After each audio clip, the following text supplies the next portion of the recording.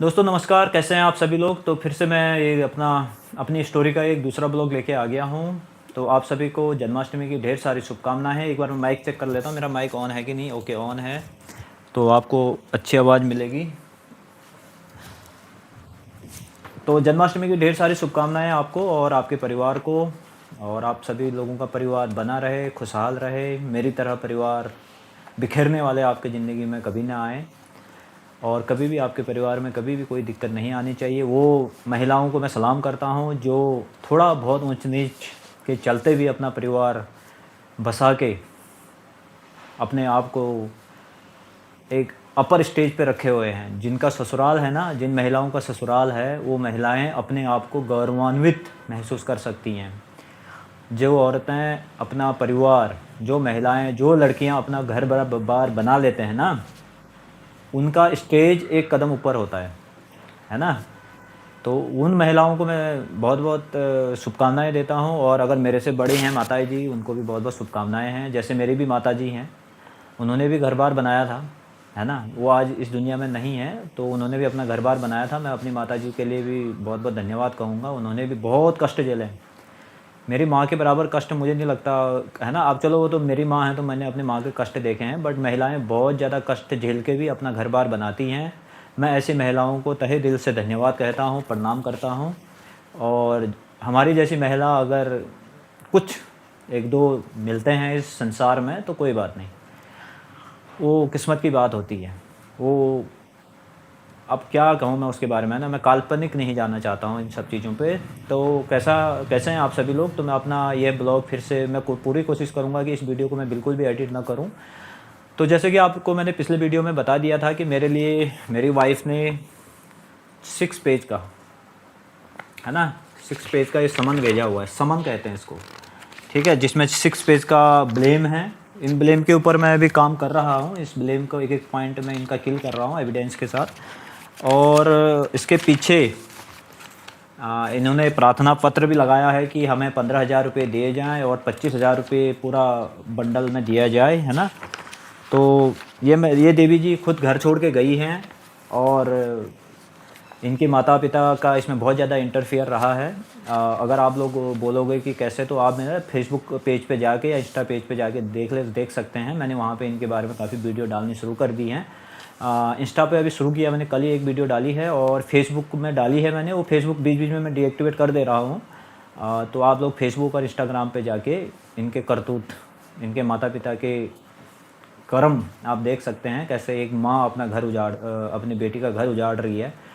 एक माँ है जो जब हम किसी बात पे टॉपिक कर रहे होते हैं तो उस पे ना आग में घी डाल रही है, ऐसी भी माँ है ना। तो ऐसी माएँ भी घर बना रही हैं, तो कोई बात नहीं, घर बिगाड़ रही हैं एक्चुअली, बना नहीं रही हैं वो। तो वो क्या कहती हैं, जैसे मेरी और मेरी वाइफ में थोड़ी बात किसी चीज़ पे हम टॉपिक पे बहस कर रहे हैं, तो इनकी माँ आग में घी डाल रही है। तो उस टाइप की वीडियो अगर आप देखोगे तो मेरे फेसबुक पेज पे अवेलेबल है। मैं ये वीडियो के साथ वो फेसबुक पेज फिर से मैं 24 घंटे के लिए उसको एक्टिवेट करूँगा।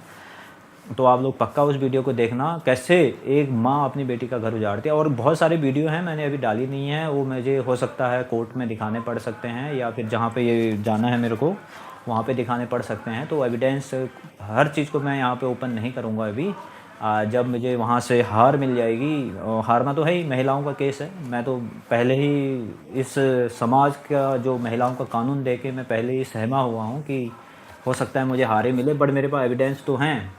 काफ़ी लोगों ने कहा कि आपके पास एविडेंस भी हैं, लेकिन महिलाओं के फेवर ही ज़्यादा लिए जाते हैं। तो ठीक है, महिलाओं के फेवर ज़्यादा हो जाते हैं तो कोई बात नहीं, देखेंगे। अभी तो बहुत चीज़ विचार आने लग गए हैं मेरे पास, मेरे खोपड़ी में ना बहुत 3-4 टाइप के विचार आने लगे हैं। वो मैं अभी आपको लास्ट में बताऊँगा। तो जैसे मैंने पिछले भाग में, ये भाग 2 है हमारा। तो जैसे मैंने पिछले भाग में बताया था कि मैंने अपनी वाइफ़ को बीएससी नर्सिंग, मतलब शादी हो गई थी, है ना। शादी के बाद मैंने उसको बीएससी नर्सिंग के लिए रोहिलखंड मेडिकल कॉलेज में एडमिशन करा दिया था।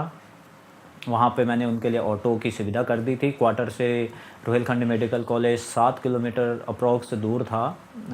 तो मैंने आर्मी क्वार्टर से हैं, तो वहाँ से मैंने इनके लिए अप डाउन के लिए ऑटो लगा दिया था। और ये आराम से जाती थी, सुबह फर्स्ट क्लास, है ना। आया जैसे गाड़ी बाहर लग गई हो, बिल्कुल ऑटो आ जाया करता था। ऑटो में बैठ के जाना, पढ़ना, वापस आना, है ना। तो चलो बीएससी नर्सिंग कोर्स चलने लग गया। दीपावली आई थी, दीपावली में करवा चौथ भी आया था, करवा चौथ भी मना, हमारा पहला करवा चौथ था। और उसके बाद दीपावली भी आई, सब कुछ ठीक चल रहा था। दीपावली में फिर ये अपने घर भी गए थे। जो भी है छोड़ो, है ना, यहाँ तक हमारी बात हो चुकी थी। तो अब बढ़ते हैं आगे। तो नवंबर का महीना था, दीपावली हो गई थी, फिर आया जनवरी फरवरी, और अब आ गया था फरवरी का महीना। सब कुछ ठीक चल रहा था, मैं अपनी आर्मी की ड्यूटियाँ कर रहा था। मेरी वाइफ भी बीएससी नर्सिंग कर रही थी, उसको मैं टाइम टाइम पे उनके स्कूल के फीसेज भर रहा था। उनकी सारी इच्छाएं, उनके सारा चीज़ को मैं ध्यान में रख के उनके सारे पूर्तियाँ पूरी कर रहा था। तो अब आया था जनवरी का महीना, फिर आया फरवरी का महीना। तो फरवरी के महीने में मेरे जीवन से जुड़ा हुआ एक सबसे बड़ा हैपनिंग हुआ, जो मैं आज तक भी नहीं भूला हूँ। और मैं कभी ज़िंदगी में, अगर जब तक भी मैं ज़िंदगी में रहूँगा तब तक मैं उस हैपनिंग को हम नहीं भूल सकते हैं। वो है हमारा सबसे बड़ा ज़िंदगी से जुड़ा हुआ कष्ट, दुख। वो है मेरी माताजी का इस दुनिया से चला जाना। 17 फरवरी को मेरी माताजी का देहांत हुआ था। और तो वो काफ़ी हिला देने वाला था। ये है मेरी माताजी। आप लोग मेरे माताजी का फ़ोटो पक्का ज़रूर देखेगा। पहाड़ से थे, गांव से थे। उनको गांव में गृहस्थी बसाना, पूजा पाठ करना, और सभी के लिए अच्छा सोचना, दिल साफ़ था। कोई भी इनके खिलाफ़ भी कोई नहीं बोल सकता है कि ये गंदे थे, इनका दिल गंदा था, इन्होंने कभी किसी के लिए बुरा सोचा हो, है ना। कोई भी अगर दरवाजे पे मांगने आता था, ये खाली हाथ नहीं जाने देते थे। सुबह शाम पूजा पाठ करते थे, है ना, सुबह शाम पूजा पाठ करते थे। बहुत जल्दी ये मेरी तरह इमोशनल हो जाते थे, आंखों में आंसू इनके भी बहुत जल्दी आते थे। तो सारे लोग इनके लुक के हिसाब से ना, सारे लोग मुझे कहते थे कि तुम अपनी माँ की तरह हो। तो मैं अपनी माँ की तरह ही था, मैं अपनी माँ की तरह ही था, बिल्कुल था और हूँ। मेरा मन, दिल, व्यवहार सब मेरी माँ की तरह ही है। हम लोग बहुत छोटी चीज़ों में खुश रहने वाले लोग थे, है ना। हम लोग बहुत लिमिटेड लोग थे, हमें बहुत ज़्यादा ज़रूरत नहीं होती थी किसी भी चीज़ की। बहुत खुश रहते थे, भले मैं कभी कभी रोटी और नमक और मट्ठा खा के भी हम सो जाते थे, लेकिन हम बहुत ही ज़्यादा खुश थे। बहुत सुकून था हमारी ज़िंदगी में। जब तक ये माताजी थी तब तक मेरी ज़िंदगी में भी बहुत सुकून था। जब ये चले गए ना दुनिया से, फिर मेरे ज़िंदगी में भूचाल आया। भूचाल, समझ रहे हो आप। फिर मेरी ज़िंदगी में आया भूचाल, भूकंप, अफरा तफरी। कहीं ना कहीं मेरे सर से मेरी माँ का आशीर्वाद या हाथ उड़ गया था। मैं बहुत ज़्यादा रिस्पेक्ट करता था। मैं इन्हीं माँ की वजह से अपनी शादी को बहुत दिन तक लेट किया था, कि मैं इनकी केयर या फिर इनके लिए मेरा प्यार कम ना हो जाए। लेकिन फिर वाइफ आई तो उनके लिए भी प्यार मैंने बराबर दिया, ऐसी बात नहीं है, वो भी तो मेरी है। तो प्यार बटा है, बट मैंने इनको भी कहीं नहीं छोड़ा पीछे, कहीं नहीं होने दिया। फिर भी अपनी वाइफ के लिए मैंने इनको, मम्मी को काफ़ी कष्ट दिए हैं। मैं अभी बता रहा हूँ आगे, है ना। मैंने इनको छोड़ दिया था एक तरह से ना। मैं, वाइफ और मैं बरेली में रहने लग गए। फिर इनसे बस बातें ही, फ़ोन पे ही बातें हो पा रही थी, और छुट्टियों में ही कभी कभार जाना हो रहा था। तो मैं अपनी माँ से जब लास्ट टाइम अलग हो रहा था ना, मुझे नहीं याद आ रहा है कब था वो, कुछ ही दिन पहले, जब इनके मम्मी, हाँ 4 महीना पहले मुझे याद है। अप्रॉक्स नवंबर में मैं शायद छुट्टी चला गया था लास्ट में ना। तो छुट्टी मिली थी मेरे को उस साल की लास्ट की, तो मैं छुट्टी गया था मम्मी से मिलने। तो जब मैं लास्ट टाइम अपनी माँ के सामने से उठा था ना, तो मेरी माँ भी बहुत तेज़ रोई थी, और मैं भी। पता नहीं क्या था वो, एक अनहोनी का संकेत था। मतलब ऐसा एकदम से रोना आना इतना ज़्यादा, वो एक पता चल जाता है। वो एकदम से मम्मी भी रोई थी मेरा, क्योंकि मैं माँ का मुँह ही मुँह देख रहा था ना। मैं मम्मी का मुँह ही मुँह देख रहा था कि मेरी माँ क्या सोच रही है, क्या फील कर रही है मेरे जाते से। मैं अपनी बहू को लेके जा रहा हूँ, है ना। उस समय मेरी वाइफ भी इनके साथ 1 महीना रही थी, है ना।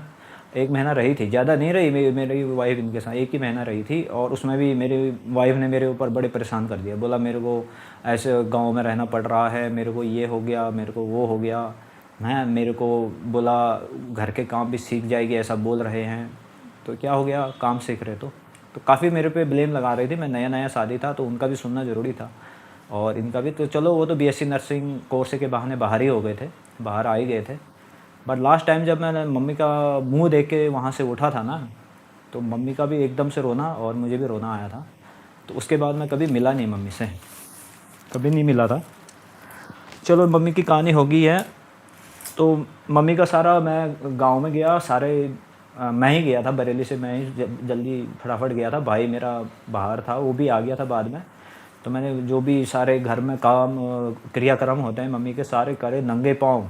लोग हैरान थे, बोला यार तुम अपनी माँ का क्रियाक्रम नंगे पाँव? पहाड़ों में इतने ऊबड़ खाबड़ रास्ते, इतने कांटे, इतने पत्थर, सर्दी का मौसम फरवरी का, कपड़े भी नहीं पहन रहा था। मैं बोला अगर जैसे प्रॉपर क्रियाक्रम होता है वैसे ही करूँगा मैं, मेरी माँ की आत्मा को शांति मिलनी चाहिए। हैरान थे। मैं वहाँ से, गांव से ना, जो शमशान घाट था कम से कम 3-4 किलोमीटर दूर था और पत्थरों का रास्ता था। मैं पूरा नंगे पाँव गया। मैं बोला नहीं, माँ है भाई।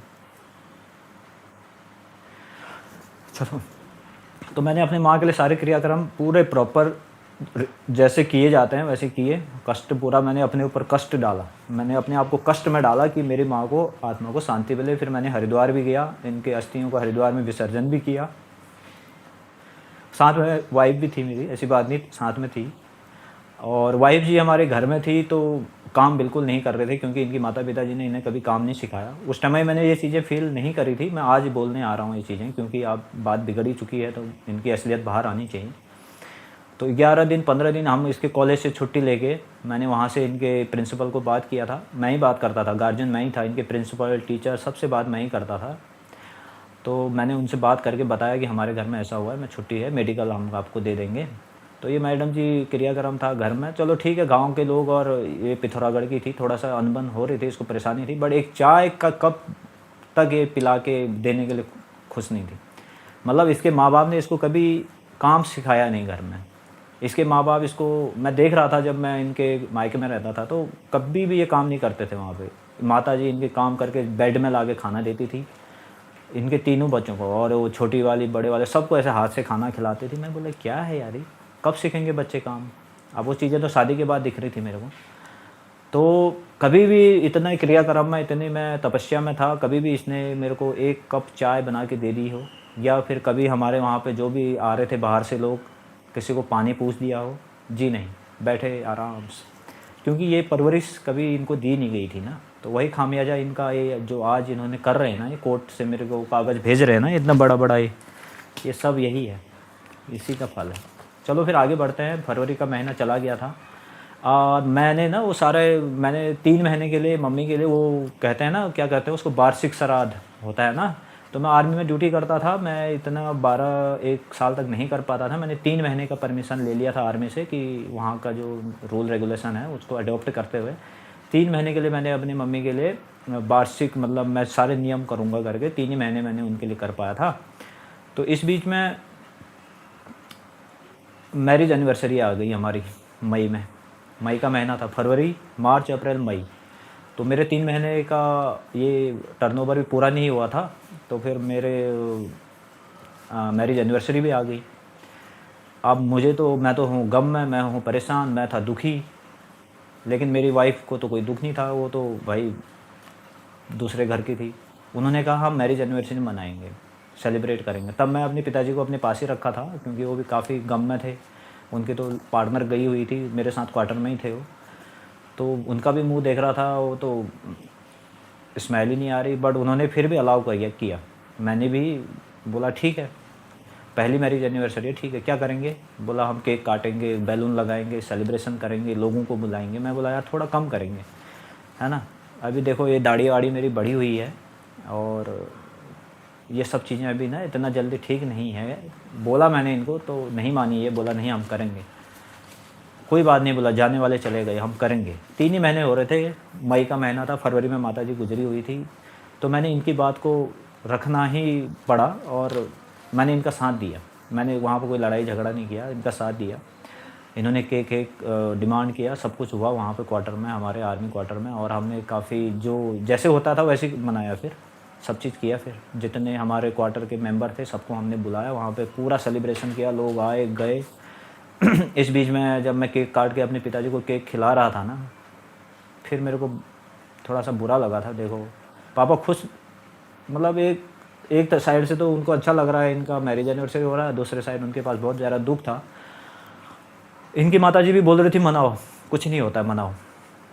तो माँ तो मेरी गई थी ना, आप तो अपनी बेटी की खुशी के लिए कहो गई, क्या हो जाता अगर हम नॉर्मली घर में एक केक ला के काट देते अंदर अंदर ही, तब भी चल जाता तुम्हारी बेटी की खुशी के लिए। चलो ठीक है, हमारी मैरिज एनिवर्सरी भी हो गई, मैंने अपनी बीवी की बात रखी, मैं बोला ठीक है ओके चलो करते हैं। दिल में पत्थर रख के मैंने वो सेलिब्रेशन भी किया था, है ना, दिल में पत्थर रख के। जो भी लोग यहाँ पे आर्मी वाले मेरे रिलेटेड हैं उनको पता है, मैंने फुल मतलब पूरी तरह से मना ही लिया उसको। जो बाद में बहुत फील हो रहा था, मैं बोला यार मदर है नहीं, गई हुई है मेरे, ये देखो सब चीज़ चल रहा और यहाँ पे सेलिब्रेशन चल रहा। बोला केक भी हम वो वेज वाला लाएंगे, बोला नॉन वेज नहीं लाएंगे। तो ठीक है चलो आगे बढ़ते हैं, अब वीडियो ज़्यादा लंबा हो जाता है। तो ऐसे ही हमारा वहाँ पे चलता रहा, आर्मी में सब कुछ कोर्स वोर्स होता रहा। अब आगे बढ़े, इनका लास्ट ईयर था कोर्स का, बीएससी फाइनल ईयर का, लास्ट के कुछ 7-8 महीने बचे थे, इतने में मैं फिर ना उससे पहले मेरी पोस्टिंग ना बरेली से जेएनके में चला गया था, मैं राष्ट्रीय राइफल में वहाँ पे कहीं पे चला गया था। तो फिर मेरे को इनको क्वार्टर से बाहर शिफ्ट करना था, तो इन्होंने कहा कि मैं हॉस्टल में नहीं जाऊँगी, मैं हॉस्टल नहीं जाऊँगी, मैं बाहर ही रहूँगी, रूम करते हैं। तो मैंने इनके लिए बरेली में इनके कॉलेज से लगा हुआ कमरे में कमरा ढूंढ के रूम लिया, इनकी इच्छा से। बोला हॉस्टल के अंदर हमें ना फ्रीडम नहीं मिलता है, हमें वहाँ पे खाना पीना तो मिलेगा, अच्छा मिलता खाना, काफ़ी लोग रह रहे थे इनके क्लासमेट। तो ये बोली कि वहाँ पे ना बहुत बंधन है, अब बंधन तो लगेगा ही, है ना, जो बिगड़े हैं तो वो तो बंधन लगेगा ही। तो इन्होंने बोला मैं बाहर ही रहूँगी, और मैं चिंता में रहता था कि मेरी वाइफ वहाँ पे अकेले रह रही है, मैं आर्मी में ड्यूटी कर रहा था। फिर इन्होंने अपने भाई को रखा कुछ दिन अपने साथ में, फिर कुछ दिन अपनी बहन को भी रखा। अब बहन तो पढ़ाई करती थी, ज़्यादा दिन नहीं रहा, भाई ने 12th कर लिया था तो कुछ टाइम रहा वहाँ पे, काफ़ी टाइम रहा, उन्होंने कुछ पढ़ाई वढ़ाई भी करी वहाँ पे, 1 साल अप्रॉक्स वहाँ पे। फिर ऐसे चलता रहा, मैं आता था छुट्टी, सब कुछ अच्छा था। वहाँ के मकान मालिक मुझे बहुत ज़्यादा मिस कर रहे थे, आज भी मिस करते हैं। वो मेरा एक एग्जांपल देते थे, बोला भैया आपके जैसा केयरिंग हस्बैंड है ना शायद ही होते होंगे। वो लोग जब रात को सोते थे तो मेरे बारे में बातें किया करते थे। वो अभी कुछ दिन पहले मेरे को बता रहे हैं कि भैया आपके साथ ऐसा कैसे हो गया। तो कह रहे थे यार हम तो आपका एग्जांपल देते थे, हम आपके बारे में बात करते थे यहाँ पे कि इतने केयरिंग है भैया, यार आपके साथ ऐसे कैसे हो गया। फिर उनको स्टोरी समझ में आ गई, पढ़ाया लिखाया, बच्चे हुए, चल दी, ये तो चल ही रहा है ना आजकल। फिर मान लिया उन्होंने भी, हाँ ये तो चल रहा है भैया, कोई बात नहीं भैया संभालिए, कह रहे थे वो काफ़ी लगाव था उनके साथ में। तो वो अभी भी हमारे साथ कांटेक्ट में है, वो दीदी भी बहुत अच्छी थी वहाँ पे। तो उनको मेरा व्यवहार, मेरा उठना बैठना, वो दीदी कहा करती थी, बोला भैया जब भी आप छुट्टी आते हो ना मौसम बदल देते हो आप, है ना, मौसम बदल देते हैं, वो दीदी कहती थी मेरे को।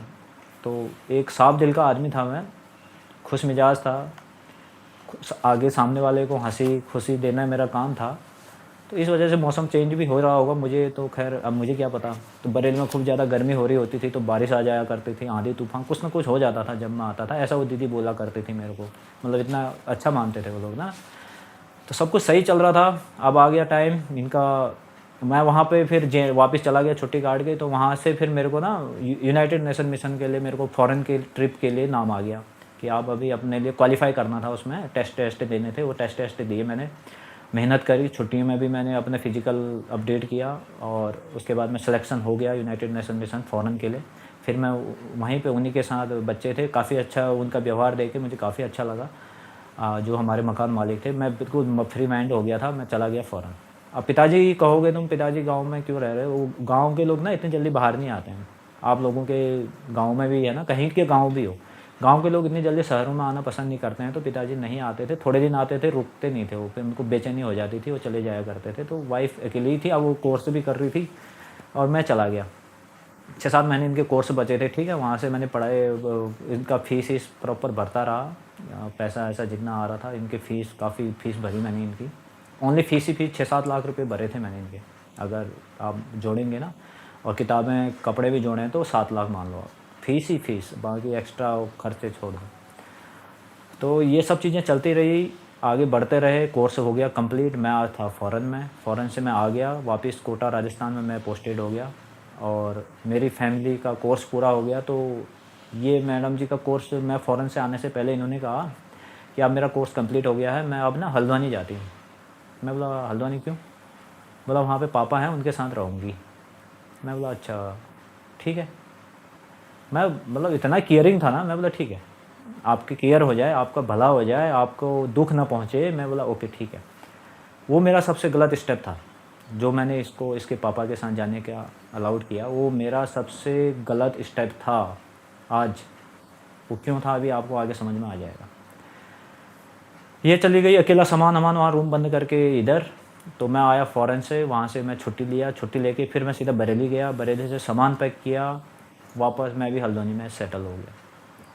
वहाँ छोड़ के, बरेली छोड़ के, अब कोर्स हो गया था वहाँ से, और ये अपने पापा के साथ रह गई। फिर इनके पापा ने एक 3 रूम सेट ढूंढ लिया था हल्द्वानी में, फिर हम वहाँ पे सब लोग एक साथ रहने लग गए। जो यह मैंने बहुत गलत किया, मैं आज भी कह रहा हूँ, मुझे सास ससुर के साथ नहीं रहना चाहिए था। मेरी वाइफ़ को इतना ज़्यादा खुला छूट नहीं देना चाहिए था कि वो अपने पापा के साथ जाके बैठ जाए, क्योंकि ये उसी का फल है जो हुआ है ना। उसके बाद वाइफ़ मेरी प्रेग्नेंट थी, और 2018 नवंबर में मेरा पहला बच्चा हुआ। प्रेग्नेंट थी, बच्चा हुआ, और हम हल्द्वानी में भी अच्छे से रहने लग गए, सब कुछ अच्छा चल रहा था। जब तक मैं बीएससी नर्सिंग इनको करा रहा था, तब तक मैं अपने सास ससुर के लिए सबसे बेस्ट जमाई था। मेरा जैसा जमाई कहीं नहीं है, ऐसा ये एग्जांपल देते थे। मेरी वाहवाही थी तब। खाना पीना बनाता है, घर के सारे काम करता है मेरा जमाई, ऑलराउंडर है मेरा जमाई, बहुत अच्छा है मेरा जमाई, व्यवहार अच्छा है मेरे जमाई का। मेरा जमाई बहुत ही अच्छा है, लोग भी कहते थे अच्छा जमाई है आपका, है ना। तो वो लोग जो सुन देख रहे होंगे अच्छा है कहने वाले, तो आपको पता है मैं अच्छा ही था ना उस टाइम पे। जब तक इनकी लड़की बीएससी नर्सिंग करके कोर्स कर रही थी, तब तक मैं अच्छा ही था। और इन्होंने इसमें लिखा भी है, इसमें लिखा भी है कि ये इनका व्यवहार अच्छा था। जब तक बीएससी नर्सिंग कर रही थी, इनका व्यवहार अच्छा था, इसमें लिखा भी है, इन्होंने खुद लिखा है। उसके बाद मैं गया फ़ॉरेन, और फ़ॉरेन में फिर मैंने वहाँ पे अपने 8 महीने का टर्नओवर किया। वहाँ पे मैंने कुछ नई चीज़ें भी सीखी, और कुछ शेयर मार्केटिंग से भी मैंने कुछ शेयर मार्केट का भी नॉलेज लिया। उसमें मैंने कुछ इन्वेस्टमेंट भी किया। 70-80 हज़ार रुपये मैंने फ़र्स्ट टाइम इन्वेस्ट किया था, एक बॉम्बे डाइंग कंपनी थी उसमें।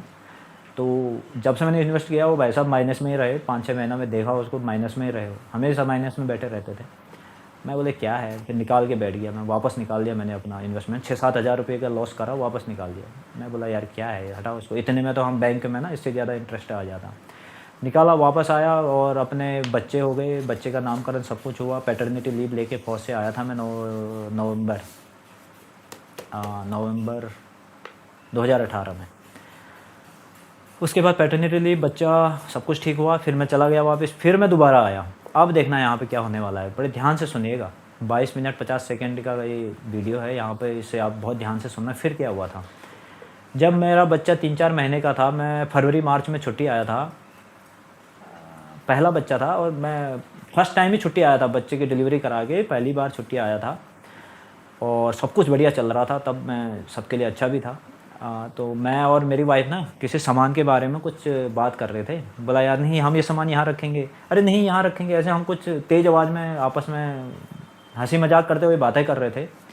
इतने में इनके पिताजी जो दूसरे कमरे में थे, मेरे बच्चे को गोद में ऐसे ऐसे हिलाते हुए, उनको पता नहीं क्या बुरा लगा, वहाँ से आए हो। देखो कितने ख़तरनाक है इनके पिताजी, आप यहाँ पे देखना है। वहाँ से आए, बोला तुम लोग क्यों कर रहे हो ऐसा, है क्या हो रहा है। अपनी लड़की को कहा बेटा तुमको इसके साथ नहीं रहना है क्या, तलाक ले लो। क्या कहा, दोबारा बोल रहा हूँ, बेटा तुमको इसके साथ नहीं रहना है क्या, तलाक ले लो। मैं सरप्राइज़ था, मैं बहुत ज़्यादा सरप्राइज़ था। मैं जिस सास ससुर का इतनी ज़्यादा रिस्पेक्ट करता था कि ये मेरी बड़ाई करा करते थे, मेरे को भी अच्छा मानते थे, और मैं भी इनको इतनी ज़्यादा रिस्पेक्ट देता था। मैं चाहता तो इनके पाँव धो के पानी पी जाऊँ, इतना ज़्यादा रिस्पेक्ट करता था मैं भी इनका। ऐसे सर को नीचे करके बात करता था, ऐसे करके बात नहीं करता था, इतनी ज़्यादा रिस्पेक्ट करता था। ये बात सुन के मेरे ज़मीन ना ऐसे हिल गई थी। तलाक अपनी बेटी को, और मेरे को क्या बोला पता है, बेटा तुम तलाक ले लो और तुम अपना सामान बांधो, निकलो यहाँ से, सामान बांधो निकलो। अरे मैं क्या हो गया, मैं ऐसे ऐसे देख रहा, थोड़ी देर मैं बोला क्या हो गया। फिर वो जिद पर अड़ गए, बोला निकलो निकलो निकलो। तो इतने में मेरी वाइफ निकल के अपने पापा के कमरे में जाके बैठ गई। समझ रहे हो आप, इतने में मेरी वाइफ साइड से निकल के अपने पापा के कमरे में जाके चुपचाप बैठ गई, जबकि हमारा कुछ भी नहीं था, झगड़ा भी नहीं था, कोई तू ता भी नहीं हो रही थी, खाली हमारा वो कोई सामान के ऊपर बातें हो रही थी। तो ये बहुत बड़ा सरप्राइज़ था, पाँव के तले से ज़मीन खिसक गई थी, मेरे को फ़ोर्स कर रहे थे कि आप सामान बाँधो और निकलो। तो जब फ़ोर्स कर रहे थे तो फिर मैंने सामान बाँधना शुरू कर दिया। मैं बोला ठीक है। अब एहसान था कि इन्होंने कमरा ढूँढा था वहाँ पे, ये मैं उनके कमरे में रह रहा था, तो उनका एहसान था मेरे पे कि इन्होंने मेरे लिए कमरा, है ना, किराया तो मैं भी दे रहा था, ऐसा नहीं। आप बिल्कुल इसमें ये मत सोचना कि किराया इसके बाप दे रहे थे, पिताजी दे रहे थे, सॉरी। अब तो बाप ही आ रहा, अब मैं इनकी रिस्पेक्ट नहीं करता हूँ। तो इनके पिताजी ही वहाँ पे किराया नहीं दे रहे थे, मैं भी दे रहा था 50-50%। हम लोग दोनों आधा-आधा देते थे। इनके पिताजी भी जॉब करते थे वहाँ पे। सामान मेरा ही यूज़ कर रहे थे, सब चीज़ घर में सामान मेरा ही था। इनका तो थोड़ा-सा वो एक सिंगल वाला चूल्हा और 1-2 कढ़ाई बर्तन थे, बाकी सब कुछ मेरा। एक फ़ोल्डिंग चारपाई थी इनकी बस। बाकी ये मानो कि सारा सामान मेरा ही यूज़ कर रहे थे वहाँ पे। मैं बोला ठीक है, लाओ भाई बाँधो। मैंने सारा सामान पैक करा, तीसरे कमरे पे रखा और मैं सीधा गया तहसील में। मैंने पहले एक हरासमेंट का केस बनाया। मैं बोला एक नोटिस बनाइए मेरे लिए कि ये सास और ससुर मेरे को मेरे परिवार से अलग कर रहे हैं। ये उस समय की बात है जब आज बच्चा मेरा 6 ईयर चल रहा है, तो मानो अभी वो 3 महीने का था, लगभग 5 साल पहले, आज से 5 साढ़े 5 साल पहले की बात है। तो मैं बहुत हिल गया था। मैंने सामान बाँधा और तहसील में गया, मैंने एक पेपर बनाया। मैं बोला ठीक है, मेरे लिए कागज़ बना दीजिए कि ये मेरे को सास ससुर घर से निकाल रहे हैं। घर तो इनका भी नहीं था, वो किराए में, तो भाई मेरा भी था। मैंने बनाया कागज़, किराया तो मैं भी दे रहा था। तो बोला ठीक है, बनाया, लेके आया मैं 4-5 पेज का कॉपी लिफाफे में डाल के वापस आया, अपने वो तीसरे रूम पे बैठा। इनका एड्रेस लिखा, बोला पोस्ट करना है इनको। एड्रेस लिख रहा था, इतने में मेरी वाइफ़ की फ्रेंड थी अंजू जोशी जी, आपको नमस्कार, अगर आप मेरा वीडियो देख रहे हैं।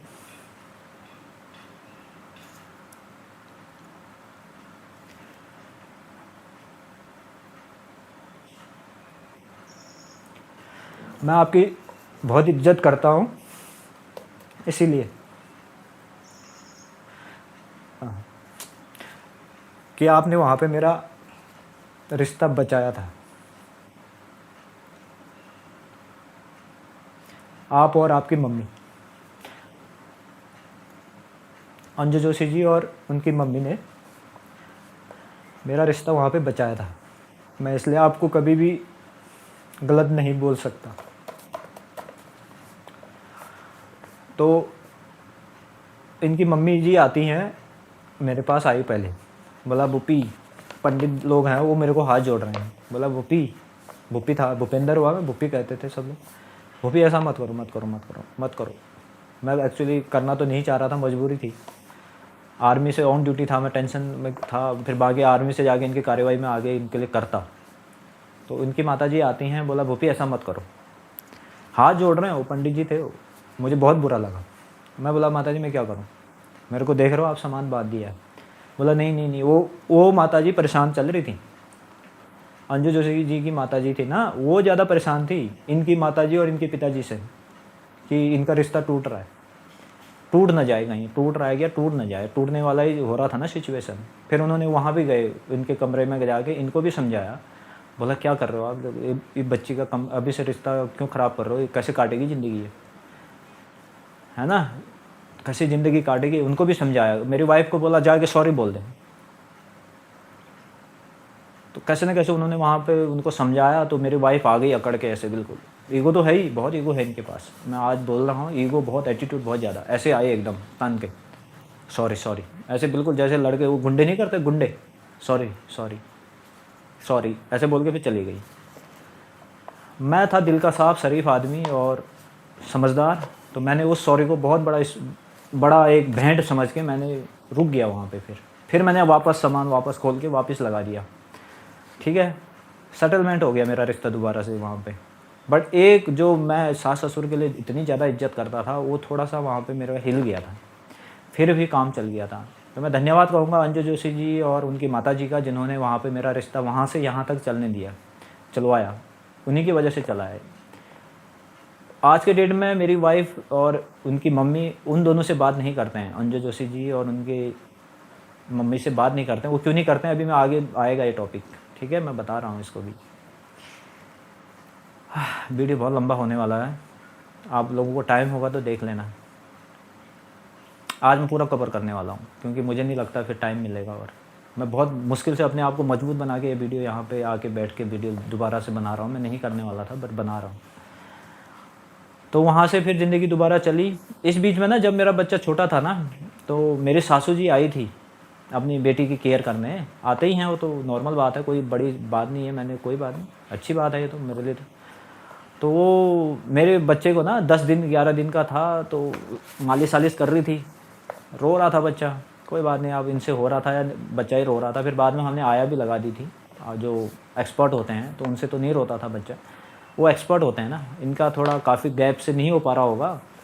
तो ये मेरे को ना वहाँ पे मैं बैठा रहता था, तो वो मालिश करते हुए सुनाया करती थी जब मेरा बच्चा 10 दिन का था, इसको तो हम ही पालेंगे, हम ही लिखाएंगे पढ़ाएंगे। रोज़ रोज़ सुनाने लग गए। मेरा बच्चा 10 ही दिन का था, ये रोज़ सुनाने लग गई इनकी मम्मी जी, इसको तो हम ही पढ़ाएंगे लिखाएंगे, इसको तो हम ही पढ़ाएंगे लिखाएंगे।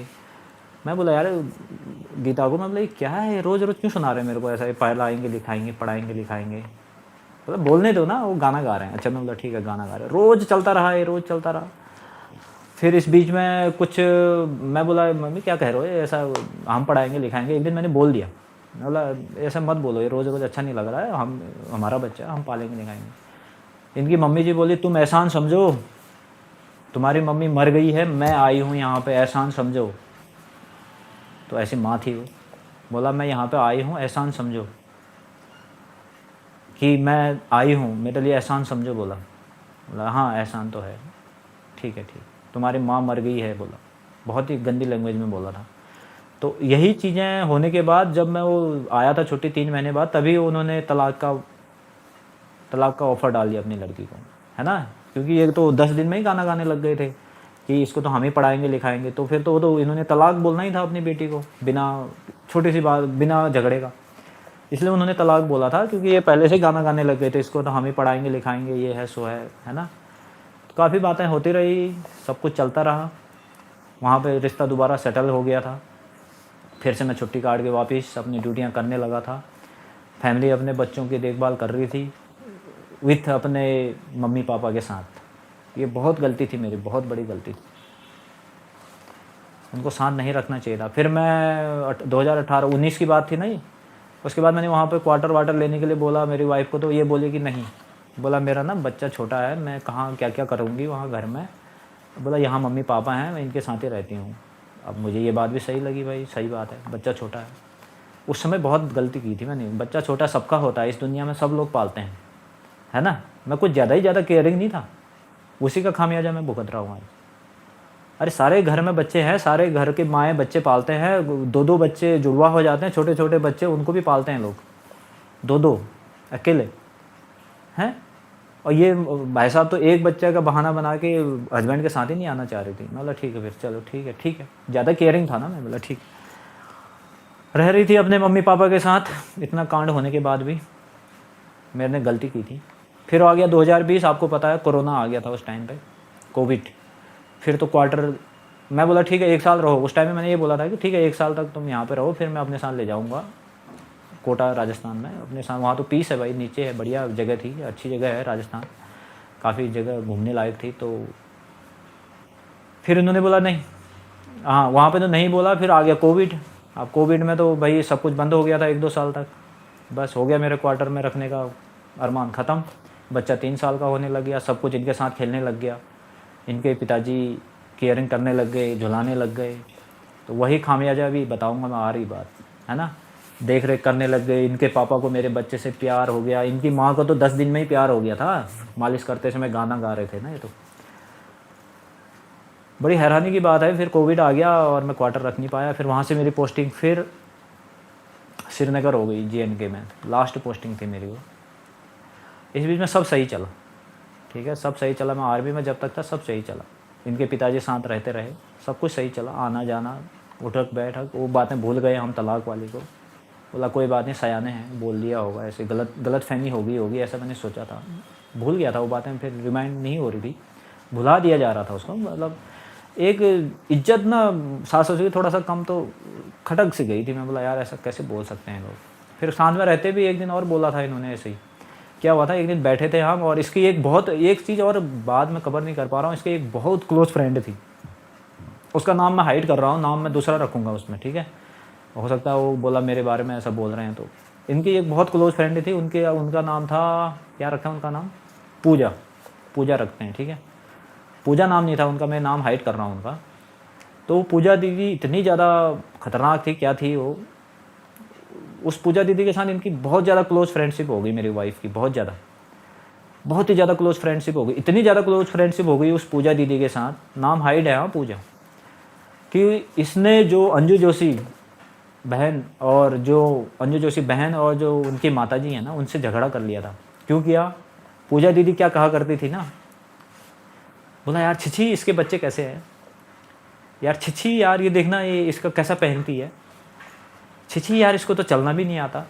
रोज़ 5-6 महीना ये उसका ब्रेन वॉश करती रही मेरी वाइफ का। तो मेरी वाइफ के माइंड में फिर बात में बदलने लग गई। उसने बोला हाँ यार ये तो कुछ ऐसा सही बात ही कर रही होगी फिर है। प्रोफेसर की वाइफ थी वो पूजा जी, पॉलिटेक्निक में प्रोफेसर हैं इनके हस्बैंड। तो पूजा जी कह रही हैं, बोला छिछी यार ये इसके बच्चे ना ऐसे गंदे करते हैं, छिछी इसके बच्चे वैसे करते हैं। तो ऐसे करके मेरे वाइफ का ब्रेन वॉश करके उसने अंजू जोशी जी से झगड़ा करा दिया। अब आज के डेट में मैं पूछता हूँ हमेशा, बोला यार वो इतने अच्छे लोग हैं, वो इतना आपको केयर भी किया है, आपके साथ इतना सुख दुख में साथ दिया है, देते थे वो, तो आज उसके साथ झगड़ा क्यों है? इनको पता ही नहीं है। बोला मेरी मर्जी है, बोला है ना। आजकल जब मैं पूछता था तो बोला मेरी मर्जी है, बोला मेरी नहीं बनती उससे, बहुत ही गंदी है। बोला वो क्यों है गंदी, पता नहीं है।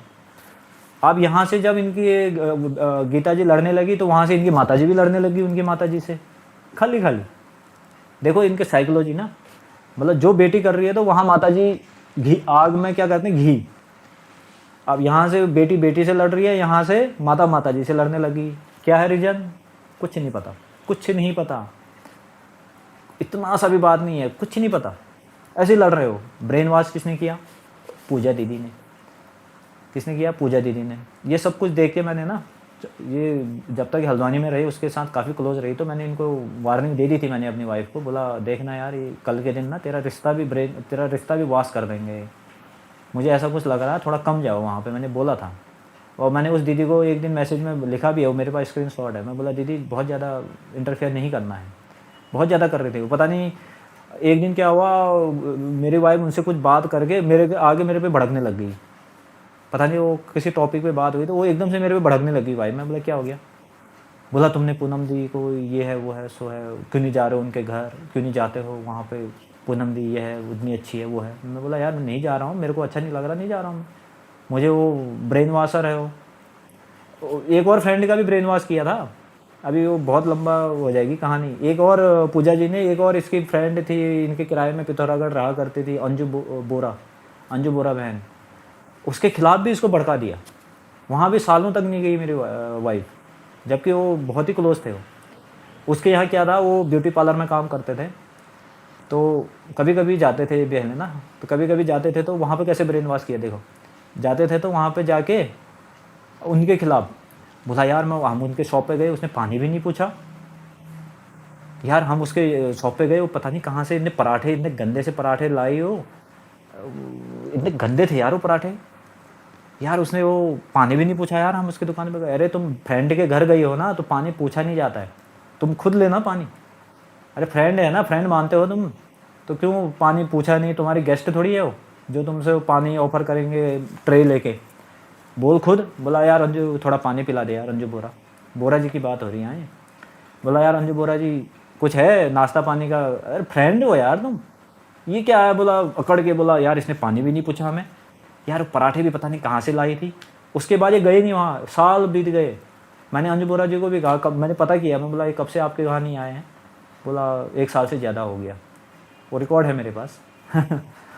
तो मैं बड़ा हैरान था ये सब चीज़ें देख के। वो पूजा दीदी जो हमारी थी ना, पूजा दीदी, नाम तो नहीं दिया मैंने बीच में कहीं, पूजा दीदी थी ना, बहुत ब्रेन वॉश किया इसका, बहुत ब्रेन वॉश किया, बहुत गंदी चीज़ें, अकड़, ईगो, एटीट्यूड सब भर दिया इसके अंदर। एक्चुअली वो पूजा दीदी की भी गलती नहीं है, मैं यहाँ पे ना, पूजा दीदी जानबूझ के नहीं कर रही थी। पूजा दीदी के अंदर वो गुण थे, गुण। पूजा दीदी वो जानबूझ के नहीं कर रही थी, उनको भी नहीं पता चल रहा था कि मैं ऐसा कर रही हूँ। उनके अंदर वो गुण भरे हुए हैं कूट कूट के, तो वो सारे गुण यहाँ ट्रांसफ़र कर दे मेरे वाइफ पे, जिसकी वजह से ये वाइफ मेरी अकड़ने लग गई। मेरी वाइफ ने तो मेरे कंपेयर उससे कर दिया था, बोला तू गंदा, मेरी पूजा दी अच्छी कह दिया था। वो भी है रिकॉर्ड मेरे पास, CCTV। क्या करोगे? तो ब्रेन वॉशर ने ब्रेन किया, यहाँ झगड़े होने लग गए, अंजू जोशी ये वो सो चलता रहा। ठीक है, इस बीच में अब मैं आगे बढ़ता हूँ। ठीक है, मैं लास्ट पोस्टिंग श्रीनगर चला गया था। तो लास्ट पोस्टिंग श्रीनगर गया, वहाँ से फिर मैं पेंशन आ गया। बच्चा सब कुछ ठीक है, चल रहा है, पढ़ाई वढ़ाई डाल दी, स्कूल भी डाल दिया था उनको, नर्सरी प्ले तो नहीं किया था, प्ले थोड़े दिन रहे 2-3 महीना, फिर नर्सरी LKG UKG में लास्ट टाइम पे इन्होंने उठा के ले गए बच्चे को ना। तो इस बीच में फिर श्रीनगर से मैं आ गया, सब कुछ हो गया। इस बीच में कोई ऐसी घटना भी नहीं घटी थी। हाँ, एक दिन हुआ था, वो वही पूजा दी की कहानी जो चली थी ना। तो पूजा दी आई थी हमारे घर में और ससुर जी भी थे। ससुर जी भी बैठ गए सामने चेयर में, मैं भी बैठा हूँ, टीवी देख रहा था, बातें हुई। तो इस बीच में ना मेरे ससुर जी रोने लग गए ऐसे ऐसे, जैसे वो छोटे बच्चे नहीं रोते हैं, ऐसे रोने लग गए। मैं बोला क्या हो गया? बोला मैं ना इसके बिना नहीं रह सकता हूँ। एक्चुअली उस टाइम पे बाहर रहने लगे थे, वो हमारे साथ नहीं रहने लगे, फिर वो बाहर रहने लग गए। वो बीच में उनको क्या दिक्कत आई थी पता नहीं, कुछ काम हो गया था, वो बाहर रहने लगे थे। तो वो आए थे कुछ दिन के लिए, तो ऐसे रोने लग गए। बोला मैं ना इसके बिना नहीं रह सकता, फूंक खंग खंग खंग ऐसे रोने लगे। वो पूजा जी मेरा मुँह देख रही है। अब पूजा जी मेरे लिए अच्छी थी, पूजा जी मेरे लिए अच्छी थी। मैं यहाँ पे अब बाहर से तो मेरे लिए भूपी भूपी करती थी, फिर ब्रेन वॉश अंदर से उनको खुद ही नहीं पता था मैं ब्रेन वॉश कर रही हूँ किसी का।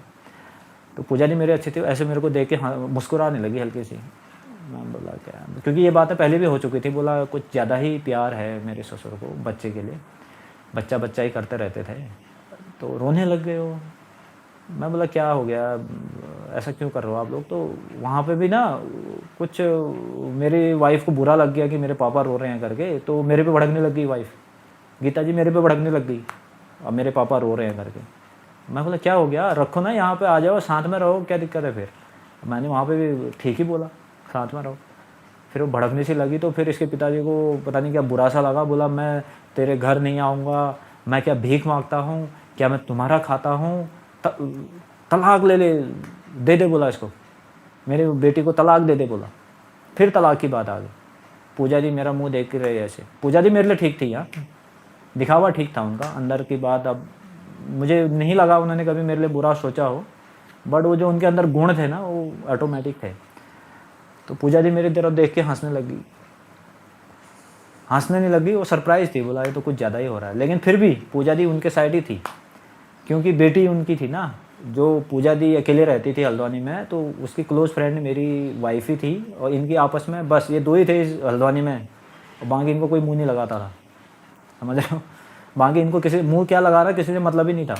मेरी वाइफ मेरे रिलेशन में जाने के लिए कभी भी राज़ी नहीं हुआ करती थी, मैं ही उसको ज़बरदस्ती ले जाता था। फंक्शन प्रोग्राम होता था तभी आती थी, और टाइम पे कभी भी किसी के यहाँ पे जाके चलो यार मिल आते हैं ना, आज नहीं, कल नहीं, अरे छोड़ो ना स्कूल है, अरे यार कहाँ जाए, अरे ठंडा है मौसम, अरे धूप है बाहर, ऐसे बहाने मारती थी, ये नहीं जाती थी, कभी नहीं जाती थी। मेरे फ्रेंड के यहाँ गई थी एक बार, वहाँ भी इसने इतने ऑब्जर्वेशन लगा दिए, दोबारा नहीं गई। बोला यार वहाँ ये हो गया, वो हो गया, सो हो गया। तो यार ये परवरिश है, तुम्हारे माँ बाप ने तुमको कुछ सिखाया नहीं, तुम्हें इस लायक बनाया नहीं कि तुम परिवार बना सको। आज जो तुम ये भेज रहे हो ना, ये सब तुम्हारे माँ बाप का, ये भेजने वाले भी तेरे माँ बाप ही हैं। तेरे को इतना आइडिया नहीं है जितना तुम ये कर रहे हो ये सब चीज़। इसके माँ बाप की धमकी भी मिली है, अभी मैं बताता हूँ आगे, ठीक है? चलो ये बात हो गई ख़त्म। इसके पापा फिर तलाक बोल के फिर चले गए, गुस्सा हो गए। इसकी बेटी भड़कने लगी मेरे पे, इनकी गीता जी मेरे पे बुरी तरह भड़कती रही, झगड़ा पे झगड़ा करती रही। मेरे माँ बाप मेरा क्या हो गया यार, तुम्हारी शादी हो गई है भाई, कब तक रहोगे तुम अपने माँ बाप के साथ? अब अपना घर देखो ना, अपने रिश्तेदारी देखो, अपना परिवार देखो यार, कब तक तुम अपना घर देखोगे? बहुत समझाया, नहीं मानी। चलो ठीक है, छोटी मोटी फिर झगड़े होने लग गए। फिर मैं आ गया था इंडियन आर्मी से पेंशन बाहर, ठीक है, बाहर आ गया। फिर मैं आ गया घर में परमानेंट। मेरा वेलकम भी हुआ, बहुत अच्छा वेलकम हुआ, है ना, फूल मालाएँ ये वो सब। ये पूजा दी का परिवार और ससुर जी भी थे वहाँ पे आए हुए। तो और मेरी सबसे छोटी साली जो मेरी वाइफ की बहन थी वो भी थी। सब कुछ बढ़िया, केक काट के लगा दिया गया, सब कुछ वेलकम हो गया। फिर से सब सही चलने लगा, कोई बात नहीं, छोटी मोटी अनबन चलती रहती परिवार में, आगे बढ़े। ठीक है, मेरा माइक ओके है ना? फिर आगे बात बढ़ी, चलते रहे। फिर आ गया भाई टाइम, अब मैं पेंशनियर था, मैं घर पे रहने लगा। अक्टूबर 22 में आया था, अक्टूबर 22 में पेंशन आया था। नवंबर दिसंबर 2 ही महीने हुए थे कि जनवरी में फिर मैंने वाइफ को बोला यार अब जॉब कर लो, फिर अब मैं आ ही गया हूँ, मैं तुम्हारे कोर्स जॉब की वजह से ही पेंशन आया हूँ, क्योंकि तुम ही ने कहा था कि मैं जॉब करूँगी, कोर्स कराओ मेरे को करके। तो मैं इसी बेस पे मैं आर्मी में 17 साल ही सर्विस करना मैंने चूज़ किया था और मैं आर्मी से जल्दी आ गया। ठीक है, आर्मी से मैं जल्दी आ गया, बहुत जल्दी। इसीलिए आया था कि मेरी वाइफ को बहुत इंटरेस्ट था जॉब करने का। मैं बोला ठीक है यार, अब कोर्स करा रखा है तो जॉब तो करना ही है। तो ये 4-5 साल हो गए थे इसको कोर्स छोड़े हुए। तो भाई अब वहाँ पे क्या होने वाला था, इसकी डिग्री को था खतरा, डिग्री जाती इसकी भूस। थोड़े ही दिन बचे थे, अगर ये जनवरी में जॉब ज्वाइन करके एक्सपीरियंस नहीं बनाती तो इनका जो रजिस्ट्रेशन था देहरादून में, नर्सिंग का जो इनका ऑफिस है वहाँ पे रजिस्टर्ड होता है, हर 4-5 साल में उसको रिन्यू करना पड़ता है, तो ये वो होने वाला था ख़त्म। मैं बोला तुम जनवरी से जॉब करो, है ना, 8-9 महीना 6 महीना जितना भी एक्सपीरियंस बनेगा। हम फिर अक्टूबर में जाना था हमको देहरादून रिन्यू करने के लिए रजिस्ट्रेशन। तो बहुत परेशान हो गई मेरी वाइफ, बोला मेरे को जॉब करना पड़ेगा। बोला मैं जॉब करूँगी। यार तुम्ही ने तो बोला था शादी के टाइम पे, तुम्हारे पापा ने ही बोला था कि हम कोर्स कराएंगे, हम ये करेंगे, मेरी बेटी पढ़ेगी, मेरी बेटी कोर्स ही करेगी। मैं उसी बेस पे तो पेंशन आ गया हूँ 17 साल में। इतना जल्दी पेंशन लेके, मतलब जो मिनिमम आर्मी की सर्विस है उसमें पेंशन जो मिलती है वो लेके आ गया हूँ मैं। तुमने ही बोला था ना। तो ऐसे मना जना के फिर ये करने लग गई जॉब, रोने लग गई भाई साहब, रोने लग गई, परेशान होने लग गई। अब जॉब इतना आसान थोड़ी होता है, नौकरी करना बोलना बहुत अंतर है, इतना आसान नहीं है नौकरी करना कराना। तो ये रोते करने लगी, ये अपनी मम्मी को बोलने लगी, मम्मी मैं परेशान हो गई हूँ, मैं ये हो गया वो हो गया, मैं टूट गई हूँ, मेरा ये हो गया। तो इनकी मम्मी जी मेरे पिताजी को वहाँ फ़ोन, बोला हमारी बेटी जॉब कर रही है, हमारी बेटी को कष्ट हो गया है, हमारी बेटी को हम उठा के ले जाएंगे। हाँ, धमकी शुरू हो गई, हम अपनी बेटी को अपने घर वापस लेके आते हैं, उसको कष्ट हो गया, जॉब कर रही है। बोला अरे यार आपने तो बोला था जॉब करना है। मैं बोला यार ये बचाना है कि नहीं बचाना है रजिस्ट्रेशन। तो फिर उसको उसका लालच भी आ रहा है, ये सोच रही कि बैठे बैठे नौकरी मिल जाए गवर्नमेंट, है ना, इसको बुला लें बस देहरादून वाले, बोला आ जाओ भाई तुम्हारी नौकरी लग गई, आ जाओ। और फिर आगे इनको जॉब में भी आराम से चेयर दिया जाए, बैठ जाए, बस वो नौकरी समझ रही है। रोने लगी, इसको मनाया। फिर मैंने बोला भाई रजिस्ट्री देखो, हमने इतने कष्ट झेले हैं, इतना खर्चा भी हमारा हुआ है, बोल दिया मैंने खर्चा, तो अब बोलना ही पड़ा। ऐसे बोल के मान गई इसने। मतलब मेरे को पहला एम था कि इसकी रजिस्ट्री रिन्यू करनी है। तो 6, 7, 8, 9, 10 महीने इसने जॉब कर दी भाई। बीच में हमने वो रजिस्ट्रेशन का सर्टिफिकेट, एक्सपीरियंस का सर्टिफिकेट बना के वो भी रिन्यू करा दिया था अक्टूबर में। इतने बीच में इसकी मम्मी जी 2-3 बार फ़ोन कर दिया मेरे पिताजी को, बोला तुम्हारा ये घर, उस एरिया का नाम था बंगा पानी, बोला आग लगे उधर, बोला हमने अपनी बेटी कहाँ दे दी है, तुम तो कहते थे तुम यहाँ के हो, तुम तो वहाँ के हो, तुम तो ये हो, हमारी बेटी की कुंडली सही से नहीं मिलाई, हमारी बेटी को कष्ट हो गया। अरे तो जॉब करेगी तो कष्ट ही होता है, क्यों कहा फिर आप लोगों ने उसमें कि हमारी लड़की पढ़ेगी लिखेगी कुछ जॉब ही करेगी। बोला हमारी बेटी किसके घर चली गई। मेरे पिताजी को वहाँ पे ताने मारने लग गई इनकी माता जी, बीच में ससुर जी भी कभी कभार। बड़ी हैरानी की बात है सब चीज़ें, ये सब चीज़ एक वही नतीजा आज हो गया है। ये पेपर जो भेज रहे हैं ना ये लोग, ये वही नतीजा है। आगे बढ़े, आगे बढ़े। वीडियो लंबा हो रहा है बट देख लेना आप लोग, पार्ट पार्ट में देख लेना, ठीक है। एक ही में आज मैं पूरा क्लोज़ करने वाला हूँ। वहाँ तक मैं पक्का क्लोज़ करूँगा जहाँ से ये पेपर का काम शुरू किया इन लोगों ने, वहाँ तक चलते हैं, ठीक है। पीछे की बातें आज क्लोज़ कर लेते हैं, ठीक है। इनकी माता जी कॉल वॉल करने लगी वहाँ पे। मैं बोला यार क्या हो रहा है, मैं पेंशन था, घर पे था। मैं जब ये जॉब कर रही थी ना, जब इसने जनवरी से लेके नवंबर तक जॉब किया, घर के सारे काम, झाड़ू पोछा, कपड़े, वॉशिंग मशीन धोना निकालना, बच्चे को स्कूल लाना ले जाना, बच्चे को खाना खिलाना, बच्चे के लिए क्या खाना है, नमक मिर्च सब चीज़, क्योंकि ये कभी कभी नाइट ड्यूटी सुबह 8-9 बजे आती थी, तो सब चीज़ मैं सुबह का बच्चे के लिए लंच टिफ़िन पैक करना। यार मैं कितना टैलेंटेड हूँ पता है आपको, बच्चे के लिए टिफ़िन पैक करना, ये हर हस्बैंड नहीं कर पाता है। मुझे ना वो एक टीवी सीरियल में जाना चाहिए, क्या है, मिस्टर परफेक्ट कंपटीशन में जाना चाहिए, मैं जीत जाऊंगा वहाँ पे। A to Z बच्चे को सही से कपड़े पहनाना, उसको क्रीम पाउडर काजल बच्चों को, है ना। माय गॉड, मैं अपने आप के लिए धन्यवाद कह रहा हूँ कि मैं सब काम कर सकता हूँ। बहुत अच्छे से कर सकता हूँ, ये नहीं काम चलाओ नहीं, बहुत अच्छे से, कोई गैस ही नहीं। मेरी वाइफ से भी अच्छे से मैं काम कर रहा था, क्योंकि मेरी वाइफ ने तो ज़िंदगी में काम किया ही नहीं था। रोटी बनाना भी उसने शादी के बाद सीखा है। मैं बहुत टैलेंटेड, मैंने बचपन से ही सब कुछ काम, खाना बहुत टेस्टी। वो पूजा जी की फैमिली जो मैं कह रहा हूँ, पूजा जी जिनका नाम हाइड करके बोल रहा हूँ, वो मेरे हाथ का दाल खा के वो 10 दिन गुणगान गाते रहे। बोला क्या टेस्टी दाल बनाते हो भूपी आप। हाँ, मैं टैलेंटेड था, मैंने घर के सारे काम निभाए 9-10 महीने तक। हैं, ये भी लोग मेरे को ताने मारने लगे, तुम घर में बैठे हो, घर में बैठे हो। अरे यार, मैं घर में बैठा कहाँ हूँ, मैं तो ये सारे काम कर रहा हूँ। तो मेरी वाइफ करने लग गई जॉब, और वहाँ से जो तनख्वाह पेमेंट आ रही थी वो खुद पे खर्चे करने लग गई। करो भाई, तुम्हारी पेमेंट है ना, हम नहीं कर सकते। वैसे भी कहानी है ना, औरत जब भी कमाती है तो वो सिर्फ अपने लिए सोचती है, परिवार के लिए नहीं सोचती है। वो वही, कोई नहीं, 10,000 रुपये पेमेंट मिल रही थी इनको, वो सब। मैं बोला ठीक है यार, ठीक है, छोड़ो, करना हो तो कर देना, नहीं तो कोई बात नहीं, मैं ज़्यादा एहसान नहीं करना, ऐसे वाली मन में फीलिंग आ रही थी। कभी नहीं बोला इसने कि आज बच्चे का फीस दे दूँ या किराया विराया कहीं पे कुछ खर्चा नहीं दिया। तो मैंने, इन्होंने, ठीक है, वो रिन्यू हो गया था। ठीक है, आगे बढ़ता हूँ मैं। अब आ रहा हूँ मैं नवंबर 2023 में। वीडियो हम पीछे की बातें छोड़ देते हैं, ठीक है, इनकी अच्छाई बुराई बहुत हो गई है। अब आगे बढ़ते हैं, मेन टॉपिक पे आते हैं फटाफट। अब आ गया नवंबर का महीना, इस बीच में मेरी वाइफ हो गई थी प्रेग्नेंट, तो इसलिए हमने रिन्यू भी टाइम पे करा लिया था इसका रजिस्ट्रेशन। और रिन्यू से आने के बाद मैंने इसको जॉब छोड़ने के लिए रिक्वेस्ट करा, तो ये बेचारी अब जॉब नहीं छोड़ पा रही थी। अब इसको जॉब करने की लत लगी, अब इसको मज़ा आने लग गया था। स्टार्टिंग में परेशानी तो होती है ना, नया नया जॉब है, वहाँ पर उठना बैठना, भागना है। नर्स हैं, नर्सिंग थे ना, नर्सिंग ब्रिजलाल हॉस्पिटल में जॉब कर रहे थे। तो स्टार्टिंग 2-3 महीना इन्होंने बहुत रोया, वही रोना इन्होंने इनकी माताजी ने मेरे पिताजी पे फेंका। फिर बाद में इनको चस्का लग गया, वहाँ फ्रेंड बन गए। अब जो फ्रेंड बने होंगे भगवान जाने, है ना, क्लोज फ्रेंड बन गए, वहाँ पिकनिक होने लग गई, समोसे चाय चलने लग गए। तो फिर इनको मज़ा आने लग गया, और घर में भी आके बना बनाया खाना शाम को। हाँ, जैसे शाम को आ रही हैं या 8-9 बजे जॉब करके, तो बिल्कुल हॉट केस में रोटी सब्जी पैक किया हुआ, किचन साफ़ किया हुआ, दूध गर्म एक गिलास में रखा हुआ इनको मिल रहा था।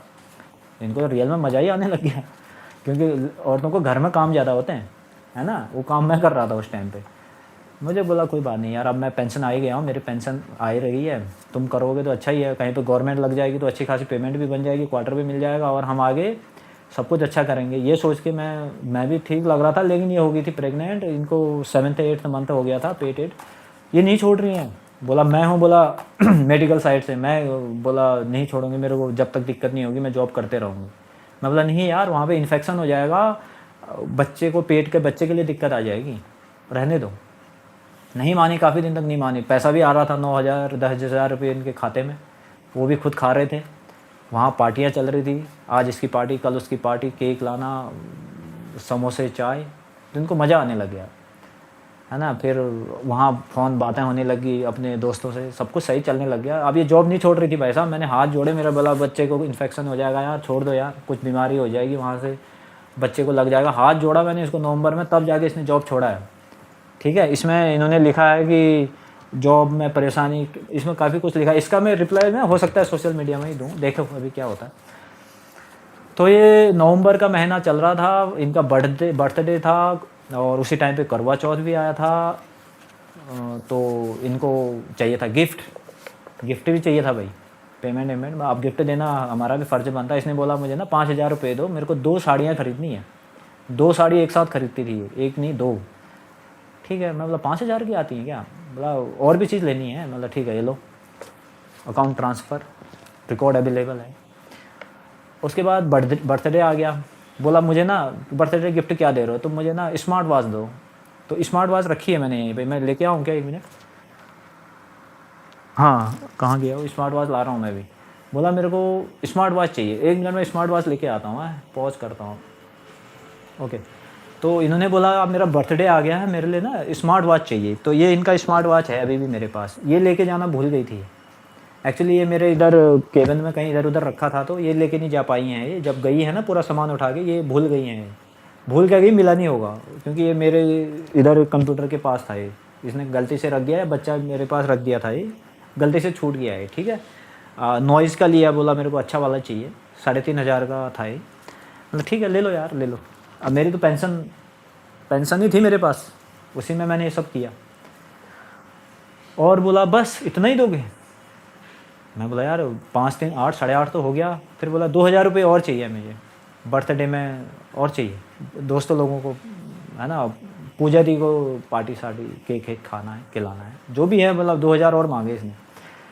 तो मैंने 10,000 रुपये का गिफ्ट दिया इसको, और फिर ब्लेम लगाती है ये मुझे कुछ नहीं देता है। बोला अभी क्या कह रही, बोला साल में एक ही बार तो दिया गिफ्ट। अरे तो मैं और टाइम तो तुम्हारे अकाउंट में भेज रहा था 20-25 हज़ार रुपये हर महीने, वो तो तुम, वो बच्चा इतने छोटी क्लास में, वो तो कुछ बचाया नहीं तुमने 20-25 हज़ार रुपये का, हैं 15-20 एक बार मैंने इसको गैस किया, मैंने 3-4 महीने तक इनको ना 30-30 हज़ार रुपये भी भेजे। मैं बोला देखो कितना बचाती है, 30,000 रुपया महीना पूरा फूकती थी, 1 रुपया नहीं बचाती थी। फिर मैंने बोला यार इसको ना अकाउंट की होल्डिंग देना ठीक नहीं है, मैंने इनको फिर अकाउंट का नहीं दिया। मैंने इनको चेक किया पहले 3 या 4 महीने मैंने इनको 28-30 हज़ार भेजने शुरू कर दिए। मैं बोला देखो बचा पाती कि नहीं बचा पाती है, भाई साहब एक पैसा नहीं बचाया इसने, नहीं बचाती थी। फिर मैंने इनको बोला तुम एक क्या गृह मंत्रालय संभालने लायक नहीं हो, फाइनेंस वाला, मैंने अपने पास ही रखा वो सारे रिकॉर्ड। मैं बोला ठीक है, मैं, है ना, अगर इनको पता चलता है कि मेरे पास इतने पैसे हैं तो फिर एक गिफ्ट मांगना, या फिर उनको कहीं पे घूमने जाते हैं, या फिर उसको खर्च करने पे फोर्स जोर देने लग जाते थे। बोला यार चलते हैं ना वहाँ कहीं, है ना। तो इस बीच में ना जब ये जॉब कर रही थी तो मैं फिर से थोड़ा सा शेयर मार्केट में फिर गया, मैं फिर से अपना भाग्य आजमाने गया वहाँ पे।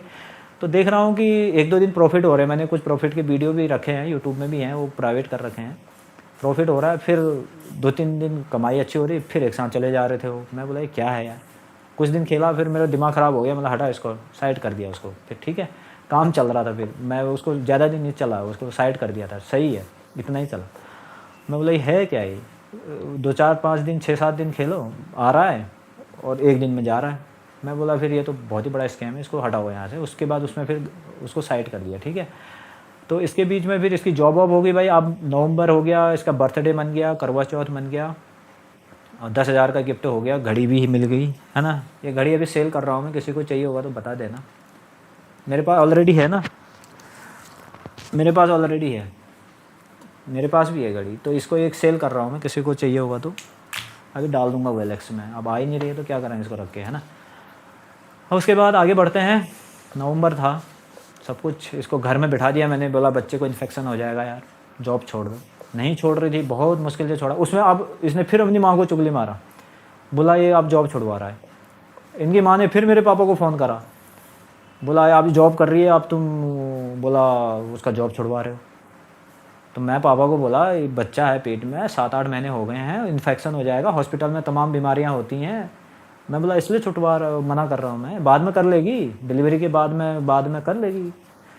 अब इसमें भी इनकी माताजी वहाँ जाके फिर मेरे ऊपर भड़क गई हैं, मेरे पिताजी पे। तो देखो कितना इनका इंटरफियर है ना। मैं बोला यार क्या है, मैं इसको बोला क्या है, क्यों तुम अपनी माताजी को ऐसे कर रहे हो, है ना। ये है सो है, कई चीज़ें हुई। अब आगे बढ़ते हैं, फिर नवंबर का महीना हो गया ख़त्म, बच्चे का बर्थडे हो गया, सेलिब्रेशन हो गया। बच्चे के बर्थडे के सेलिब्रेशन के फ़ोटो शायद आपने देखे होंगे यूट्यूब में या फिर फेसबुक में है। बहुत अच्छा सेलिब्रेशन किया, इनकी छोटी बहन आई थी, सब कुछ सजाया, छोटे मोटे बातें होती रही, परिवार चलता रहा। नवंबर में मेरे बच्चे का बर्थडे 23 नवंबर को था, हो गया। अब आगे बढ़ते हैं, अब आ गया दिसंबर 4 तारीख, है ना। इनकी जो सबसे छोटी लड़की है, पंतनगर एग्रीकल्चर यूनिवर्सिटी पंतनगर से BSc किया उन्होंने, पढ़ने में काफ़ी तेज़ हैं वो। बाकी सेल्फिश बहुत हैं, ईगो एटीट्यूड उनके अंदर भी बहुत ज़्यादा है। मैं भी से खैर मैं उनके बारे में ज़्यादा ना बोलूँ तो बेहतर है, ठीक है। वो उन्होंने एग्रीकल्चर, बट पढ़ने में बहुत अच्छे हैं, इसको तो मैं गलत नहीं बोल सकता हूँ। बाकी माताजी की परवरिश, माता पिता की परवरिश है उन पर, बाकी मैं नहीं बोलना चाहता हूँ, ठीक है। तो उनका अब ICR निकाल लिया उन्होंने, इंडियन लेवल में एक टेस्ट निकाला, 16वीं पोजीशन आ गई। बहुत अच्छा पोजीशन था, खुशी की बात थी, मुझे भी अच्छा लगा कि यार मेरी वाइफ की बहन इतना अच्छा कर रही है, मेरे लिए भी प्राउड था। तो इसके बाद आगे बढ़े तो 4 दिसंबर को इनको वहाँ पे एडमिशन होना था, चौधरी चरण सिंह यूनिवर्सिटी हरियाणा हिसार में। और 4 तारीख को ही मेरे गांव में एक शादी थी जो बहुत क्लोज़ थी, मेरे सगे थे वो, पप्पू की शादी थी भाई। अगर मेरे गांव वाले कोई सुन रहे होंगे तो वो हमारे तेज सिंह भैया हैं, उनके बच्चे की शादी थी, वो सगे हैं मेरे। वो शादी में जाना बहुत ज़रूरी था। मैं कंफ्यूज, मेरे को इन्होंने बोला यार मेरी डेट कभी भी आ सकती है, तो मैं तैयारी कर भी रहा था मेंटली और नहीं भी हो रही थी। शादी हुई, वहाँ शादी हो गई। मैं इनकी लड़की, इनके सास ससुर ने बोला मेरे को कि हमसे नहीं हो पाएगा बाहर का, हम तो बाहर गए नहीं हैं, हल्द्वानी से उत्तराखंड से बाहर का हमें आइडिया नहीं है, आप जा दो। मतलब ठीक है। मैंने अपने सगे रिलेशन में शादी को इग्नोर करते हुए इनका साथ दिया। गया, ट्रेन टिकट करी, हिसार पहुंचाया, 2-3 दिन लगे, वहाँ एडमिशन कराया, है ना। इनकी जो सबसे छोटी वाली लड़की है वो एमएससी में एडमिशन करा के आया, एमएससी एग्रीकल्चर, है ना। बॉटनी वाले थे शायद, वो वेज का ढूंढ रहे थे वहाँ पे। तो वहाँ पे सब कुछ करा के आया, सब कुछ हॉस्टल दिला के आया। जब तक उन्होंने बोला नहीं जाओ करके, तब तक मैं आया नहीं। 2 दिन लग गए थे, तीसरे दिन आया था मैं। कंफर्ट थे वो मेरे साथ, क्योंकि मैं था ही, हूँ ही इतना यार, मेरे को कौन किस बेस पे तुम मेरे से डरोगे, है ना। आई आराम से रहिए, मेरे रिलेटिव है, वो डरना भी नहीं चाहिए, ठीक है। आ गया वहाँ से, सब कुछ ठीक है भाई। तब तक 4 दिसंबर 2023 तक सब कुछ ठीक है। मैं आ गया वहाँ से 7 या 8 तारीख को वापस आया था, ठीक है। पहुँचा मैं घर पे, हाँ अगले दिन भी शाम को चला था ना, तो 8 तारीख हो गई थी आते आते। वापस आया फिर से मैं अपना घर में, सब कुछ ठीक, बच्चा स्कूल लाना ले जाना, अपने काम, और अपनी वाइफ को, फिर मेरी वाइफ को दिक्कतें आने लग गई, डिलीवरी, प्रेगनेंसी, कभी ये हो रहा है कभी वो हो रहा है, तो मैं इनको भी हॉस्पिटल लाने ले जाना। ECHS डिपार्टमेंट से मैंने फॉरवर्ड लिया इनका हॉस्पिटल, साईं हॉस्पिटल हल्द्वानी में इलाज शुरू कराया। इस बीच में मैं कभी बच्चे को लाना ले जाना पड़ता था, तो ये अपनी फ्रेंड पूजा जी के साथ जाती थी। मेरे को कहती थी तुम मत आओ, मैं पूजा जी के साथ जाती हूँ। आज मेरे पे ब्लेम लगा रही है कि ये मेरे साथ नहीं आता था। उसमें ये कहती थी, बोला मैं पूजा जी के साथ जा रही हूँ, इनकी क्लोज़ फ्रेंड थी, बहुत ही ज़्यादा क्लोज़, उसके लिए इन्होंने मेरे को भी छोड़ दिया है। तो बोला मैं पूजा जी के साथ जा रही हूँ। मैं बोला ठीक है, ओके। कई दिन इनके साथ गई और मैं भी ले गया, मैं भी नहीं, ऐसा नहीं है, मैं भी क्यों इग्नोर मैंने नहीं किया, मैंने इनका सब कुछ कागज़ आगज़ बनाए, सब कुछ चला। अब बात बढ़ती आगे, अब आ गया 23 दिसंबर 2023। अब आने वाला बहुत ही ज़्यादा इससे जुड़ा हुआ कहानी, जो ये कागज़ बने हैं ना, अब वो कहानी शुरू होने वाली है यहाँ से। 23 दिसंबर 2023 को इनके माता पिता जी आए हमारे पास मिलने हल्द्वानी में। बोला हम अपनी बेटी के घर आए हैं। मतलब हाँ हाँ आना चाहिए, क्यों नहीं, आपकी बेटी क्या, मैं भी हूँ।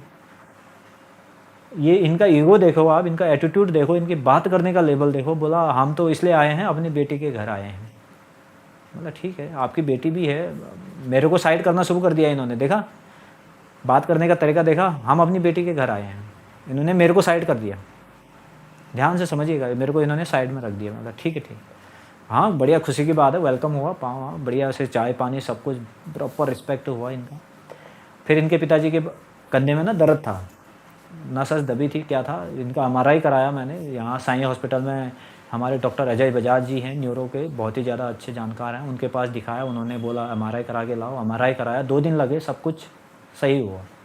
अपने साथ लेके गया मैं, बोला चलो पापा चलो, पापा ही बोलता था, मैं पापा ही बोल रहा था उस टाइम पे। अब तो मैं ससुर बोल रहा हूँ, और थोड़े दिनों बाद ससुर भी नहीं बोलने वाला हूँ।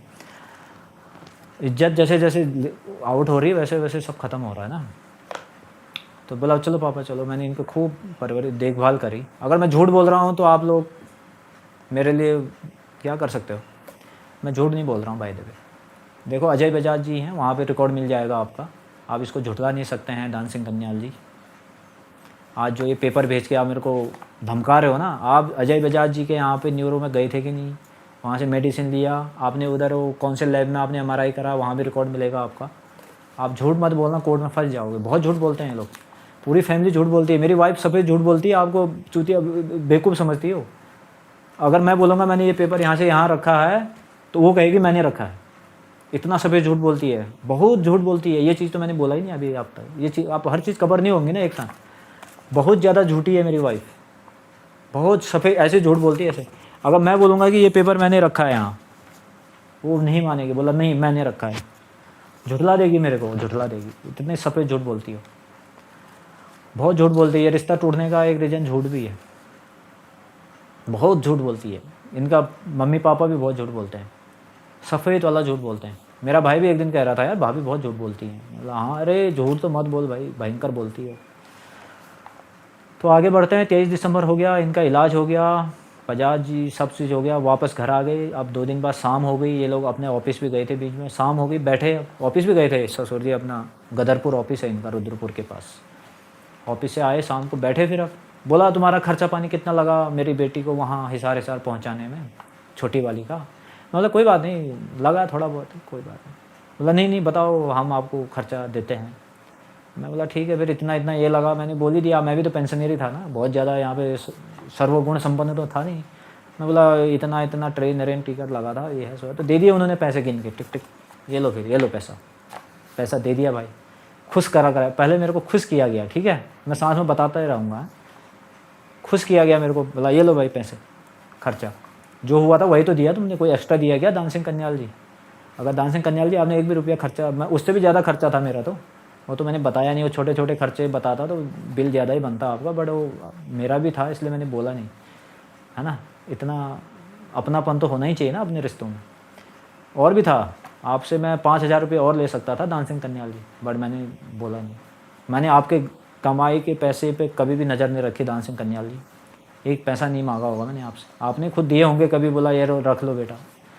इनकी माताजी ने एक बार दिया था जब मेरी माँ एक्सपायर हुई थी, 10,000 रुपये, मैंने मांगा नहीं था, मेरे पास थे पैसे, फिर भी इन्होंने बोला रख लो, ज़रूरत पड़ सकता है। इस तरह के दिए हैं, एक बार दिया है, एक बार हाँ बरेली में हम क्वार्टर बना रहे थे, क्वार्टर शिफ्ट कर रहे थे, उस टाइम पे इसके पिताजी ने भी 10,000 रुपये दिए थे।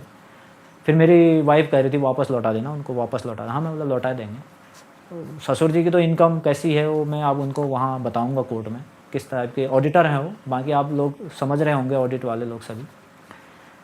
तो एक मेरे भैया हैं, वो भी ऑडिट किए हैं, बोला मैं बताता हूँ इनका ऑडिट कैसे होता है। तो वो भी इनके अगेंस्ट अगर हम इनके खिलाफ़ फाइल करते हैं केस, तो फिर इनकी ऑडिटी भी निकाली जा सकती है बाहर। तो काफ़ी है ना ऑडिटी, मैं यहीं पे खुलेआम कह रहा हूँ, आपके ऑडिट में कुछ ना कुछ गड़बड़ है, आपका रीचेक हो सकता है ज़रूरत पड़ने पे। क्योंकि आप, चलो यहाँ पे मैं ज़्यादा बातें नहीं करूँगा उनके लिए, आगे बढ़ते हैं। ठीक है, पैसे दिए गए, ये लो आपका खर्चा पानी। फिर अब फिर मेरे को धमकाना शुरू हो गया।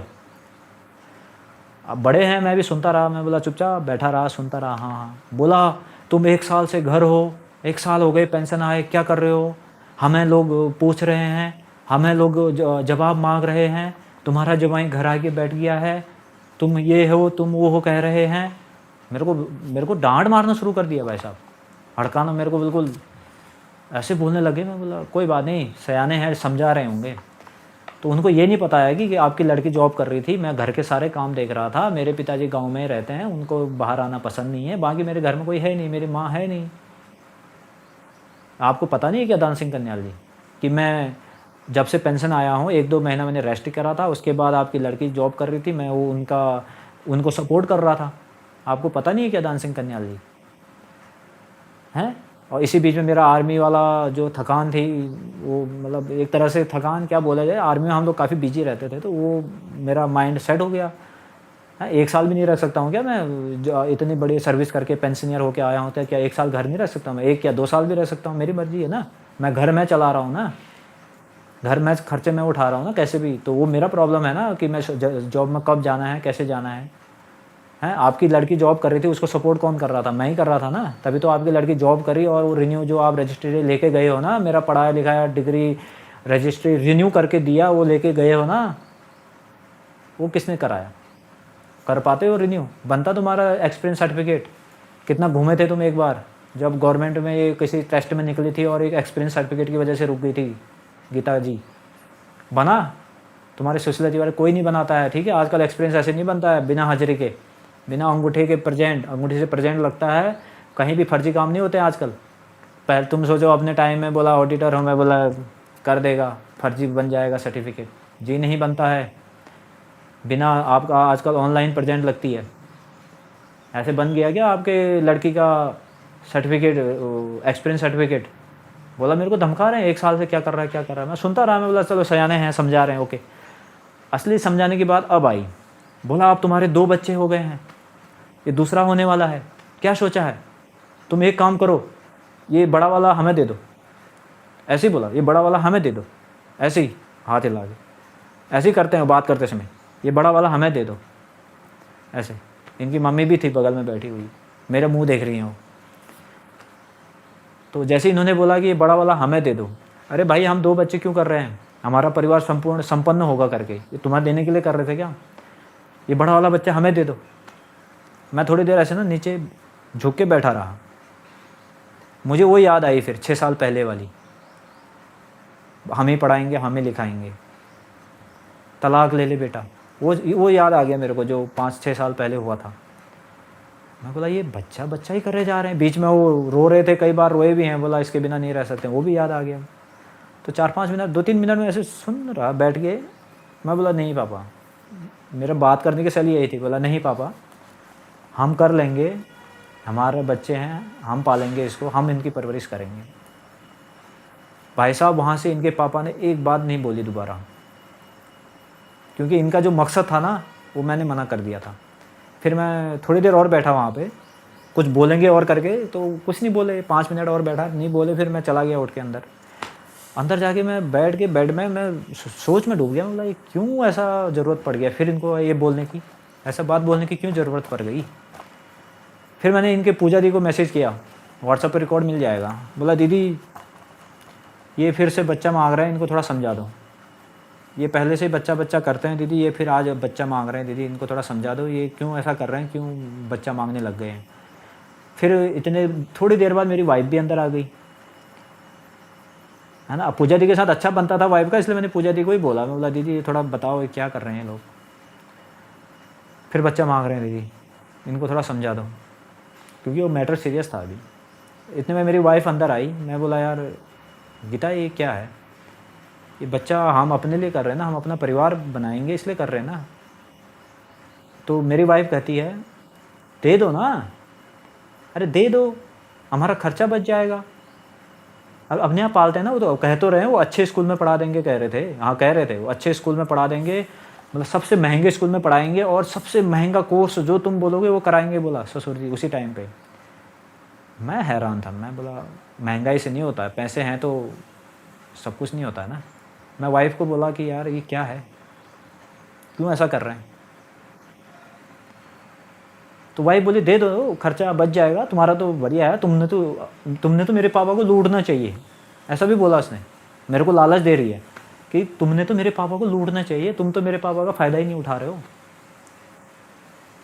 मैं बोला ये क्या बात है यार, लड़की अपने बाप के लिए ऐसे कह रही। वो मेरे को लालच दे रही थी, लालच पैसे का, कि ये बच्चा दे दे वहाँ। मैं बोला यार नहीं दे पाऊँगा मैं। अरे जिसके साथ मैं दिन रात खेल रहा हूँ, जिसको मैं स्कूल ला रहा हूँ, ले जा रहा हूँ, गुस्सा भी उसके साथ, हाँ बीच में शैतानी करता था, लग जाते थे छोटा छोटा चोट, है ना। उसको लाइन पे भी तो रखना है बच्चे को, गंदी काम हरकत बोला डांटना है, उसको खिलाना भी है, उसको पार्क भी ले जाना है, उसको अच्छा खाना भी खिलाना है। चॉकलेट टॉफ़ी भरते थे ये लोग उनके पेट में, मैं वो कम करो करता था उसको, है ना। चॉकलेट टॉफ़ी से नहीं बनता। मैं बोला फल फ्रूट ज़्यादा दो। अभी ये क्या कर रहे होंगे वहाँ पे, 1 किलो तो फल फ्रूट खिला रहे होंगे, 1 किलो चॉकलेट खिला रहे होंगे, कोई मतलब नहीं है उसका। तो वो ऐसे यहाँ भी कर रहे थे। मैंने काफ़ी दिन रोका भी था। मैं ससुर जी को नहीं कहता था, मैं गीता को कहता था यार, बोला यार थोड़ा चॉकलेट टॉफ़ियाँ कम करवाओ यार, इतना मत खिला दो बच्चे को, है ना, भूख मर जाएगा, उसका खाना नहीं खाएगा बच्चा यार, वो कमज़ोर हो जाएगा। ऐसे समझा, कितनी बार मैंने गीता जी को बोला, गीता जी नहीं बोलती थी। ससुर जी वहाँ से दे टॉफ़ी, चल पिथौरागढ़ चलेगा, हमारे साथ चलेगा, यही उसके माइंड में भर रहे थे वो, जब भी आ रहे थे रह रहे थे। बोला चल हमारे साथ, हमारे पिथौरागढ़ में मोटर है, हमारे पिथौरागढ़ में ऐसे लाइट बटन है, जो बच्चे को पसंद थी ना, पंखा है, खोलेंगे उसको, ये करेंगे, उसको बहला रहे, बच्चे का ब्रेन वॉश कर रहे। छोटा सा बच्चा है वो, अब बच्चा क्या समझता है, वो ब्रेन वॉश, मतलब उसके मन में अपने लिए अच्छा ही भर रहे हैं। बोला मैं अच्छा हूँ, मैं नाना बहुत ही अच्छा हूँ, तू बोल, नाना के साथ जाता हूँ, बोलेगा, सोचा था उन्होंने, वो बोलेगा तब भी मैं जाने दूंगा क्या, मैं तो बाप हूँ यार। बोला इतनी मेंटलिटी ख़राब थी इनकी। बोला बच्चे का ब्रेन वॉश कर रहे थे।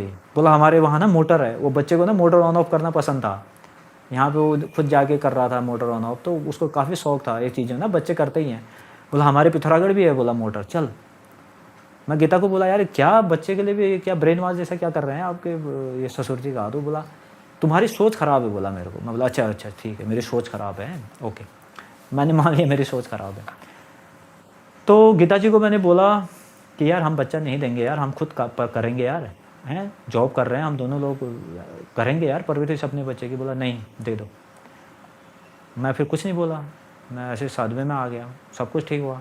दूसरे दिन सुबह इनके माता पिताजी ऐसे उठ के भागे जैसे मैंने बहुत ही बड़ा गुनाह कर दिया। सुबह उठ के मेरे उठने से पहले 5 बजे अचानक ही, पता नहीं अपनी बेटी को भी बताया कि नहीं बताया, हमें तो उठने तक पता ही नहीं, वो चले जा चुके हैं। बड़े बुरी तरह गए हो, ऐसे नहीं जाना चाहिए था दान सिंह कन्याल जी आपको। उस दिन क्या हुआ घर में पता है आपकी बेटी ने मेरा जीना हराम कर दिया था। आपकी बेटी बोलती है मेरे माँ बाप को भगाया। अरे मैंने तो बच्चा देने के लिए मना करा, मैंने कहाँ भगाया। बोला हम पालेंगे बच्चा, बोला मैंने भगाया। उनको बुरा लग गया, बच्चा नहीं दिया। वो सुबह ऐसे भागे पूछो मत, बहुत ही बुरी तरह भागे। मतलब तुम ये मान लो कि जैसे वो बच्चा लेने वाले आए हों और मैंने बच्चा न दिया हो तो भाग गए हो। और ये मेरे को वो लड़ने लग गई मेरी वाइफ, काटा काट मेरे पापा ऐसे गए हैं, मेरी माँ को ऐसे गए हैं, तुमने उसकी इज्जत नहीं करी। अरे इज्जत क्यों नहीं करी भाई, तुम्हारे मम्मी पापा का ट्रीटमेंट सब कुछ सही तो चल रहा था, बच्चा नहीं दिया तो मैं क्या बेइज्जतदार हो गया इतनी जल्दी। चली गई, लड़ते रहे भाई साहब ये पूरा दिन, 12-1 बज गए। इसने मेरे को बहुत उकसाया। फिर मुझे ना कुछ गंदे वर्ड बोलने पड़े मजबूरी में। मतलब चुप हो जाओ। नहीं हुई चुप, बड़। जब मैंने कुछ अपशब्द निकाले तब चुप हुई है। मजबूर हो गया था, पूरा दिन नहीं छोड़ा इसने मेरे को, पूरा दिन नहीं छोड़ा। 12-1 बज गए थे, करते रहे कच कड़। फिर वहाँ पे मैंने एक डोज दे दिया इसको, अपशब्द का डोज दिया था। मैं उसको एक्सेप्ट करता हूँ। जब तुम किसी को कंटिन्यू टॉर्चर कर रहे हो, सुबह से पीछे पड़ गए हो तो क्या करूँगा हैं। मैं बाहर जाके आ रहा हूँ, फिर कच, कहीं बाहर जाके 1-2 घंटे बाद आ रहा हूँ, फिर कच। पूरा दिन यहीं चला, फिर डोज देना पड़ा भाई। कोई मार पिटाई नहीं, शब्दों का डोज था वो, मान गई थी। और फिर मैंने ना उसके अगले दिन एक स्टेटस लगाया था कि भाई हल्द्वानी में बच्चा चोर आ रहे हैं, अपने बच्चों को अकेले मत छोड़ना। अब वो स्टेटस सच था, नवाबी रोड की घटना है, वहाँ पे कुछ इस तरह की बातें हुई थी। बोला बच्चे को बहला फुसला रहे थे अपनी तरफ, तो मैंने वो स्टेटस लगाया तो इन्होंने वो स्टेटस अपने ऊपर ले लिया। मेरी वाइफ कहती है तुमने मेरे माँ बाप के लिए लगाया है। मैं बोला इसमें कहाँ लिखा है मैंने कि मेरे सास ससुर आए थे बच्चा चोरने, ऐसा तो मैंने लिखा नहीं। आए तो वो इसी मकसद से थे, फिर बच्चे लेने ही आए थे ना वो, तो इस तरह से जाना तो फिर वो बच्चे के लिए आए थे सब कुछ। बट मैंने बोला आपके बच्चे के लिए नहीं लगाया मैंने, है ना। बच्चा चोर तो वो चल रहा था यहाँ पार्वती विहार, इधर मैं बच्चे को स्कूल छोड़ने गया था तो वहाँ पे कुछ बातें हो रही थी तो मैंने लगा दिया। मैं बोला भाई बच्चा चोर आए हैं, अपने बच्चों को सावधान रखें, अंदर रखें।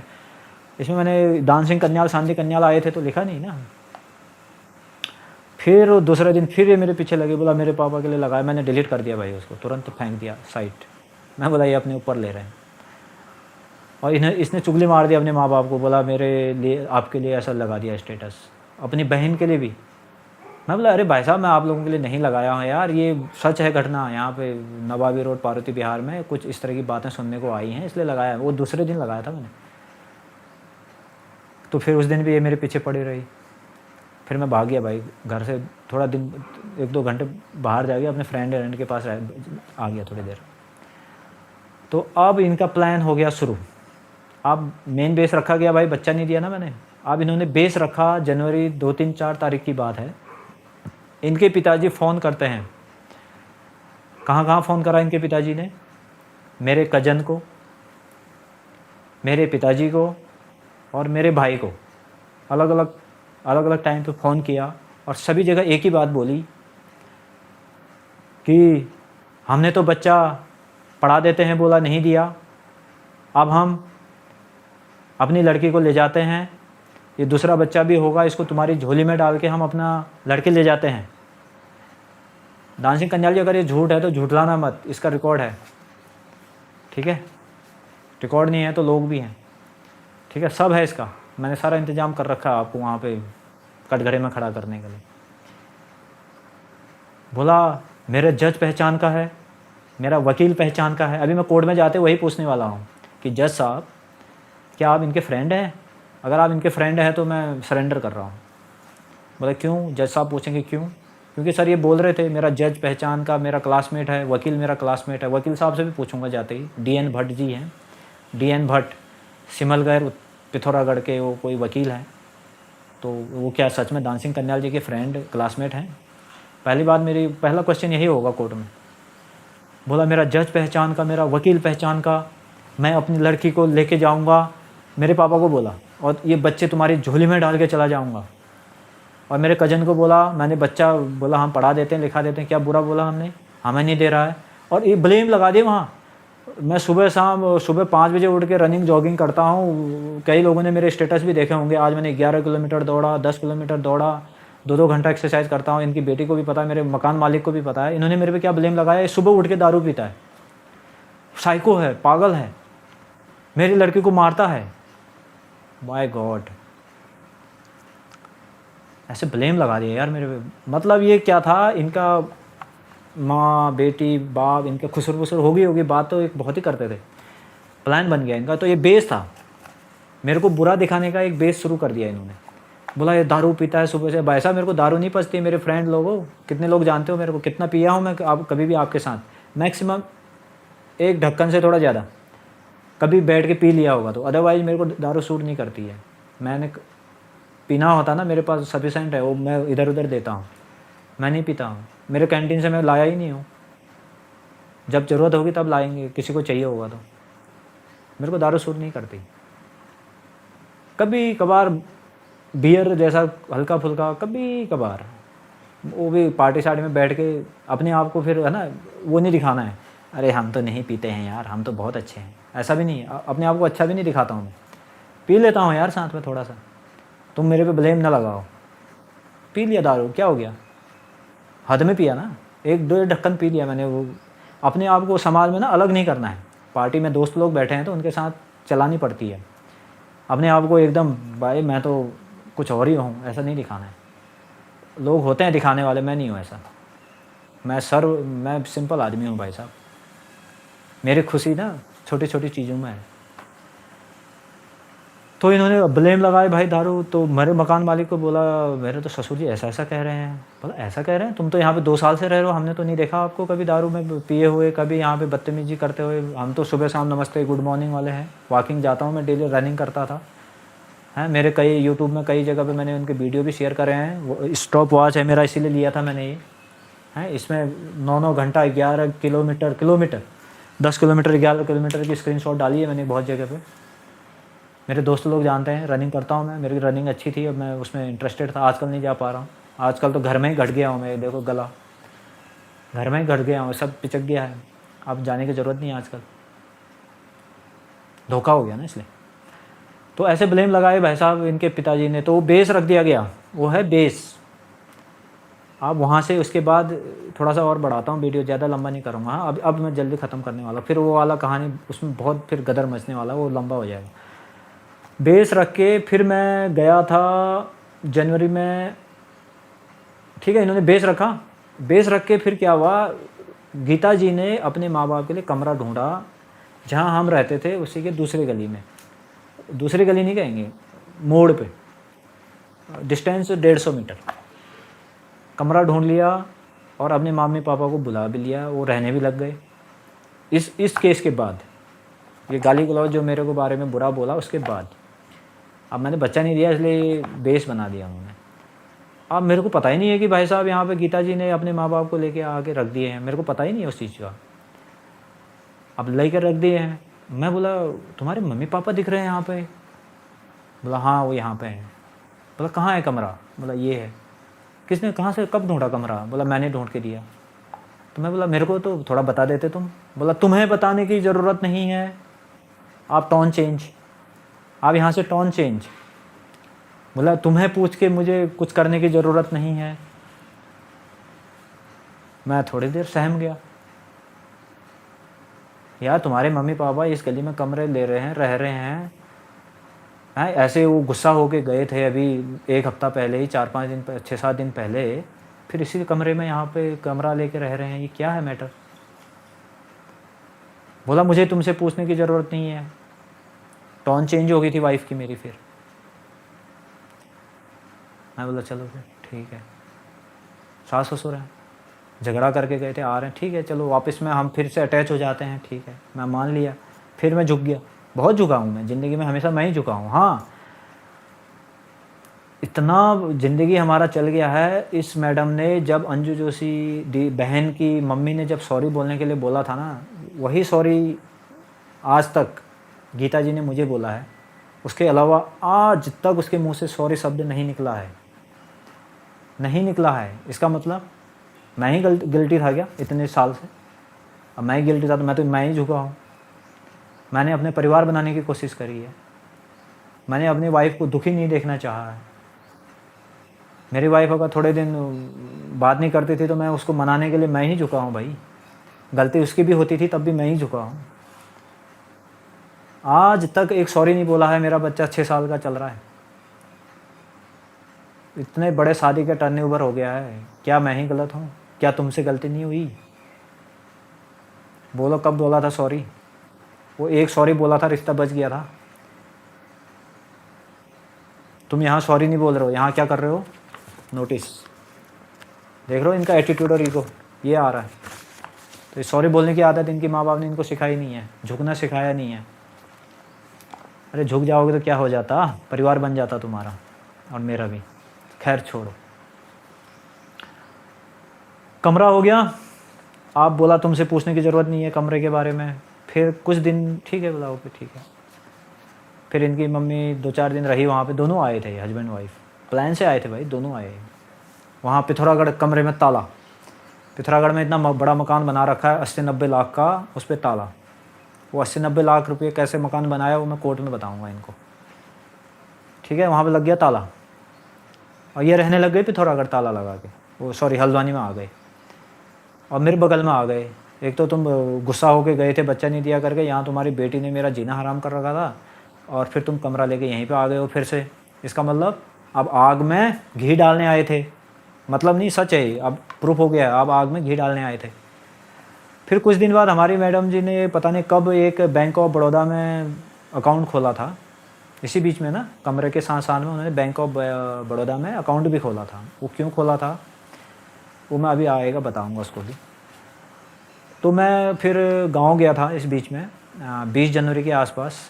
कुछ पूजा पाठ का काम था और कुछ वहाँ पे मेरे रिलेटिव में एक जनेऊ था और गांव में एक मंदिर की मूर्ति स्थापना थी।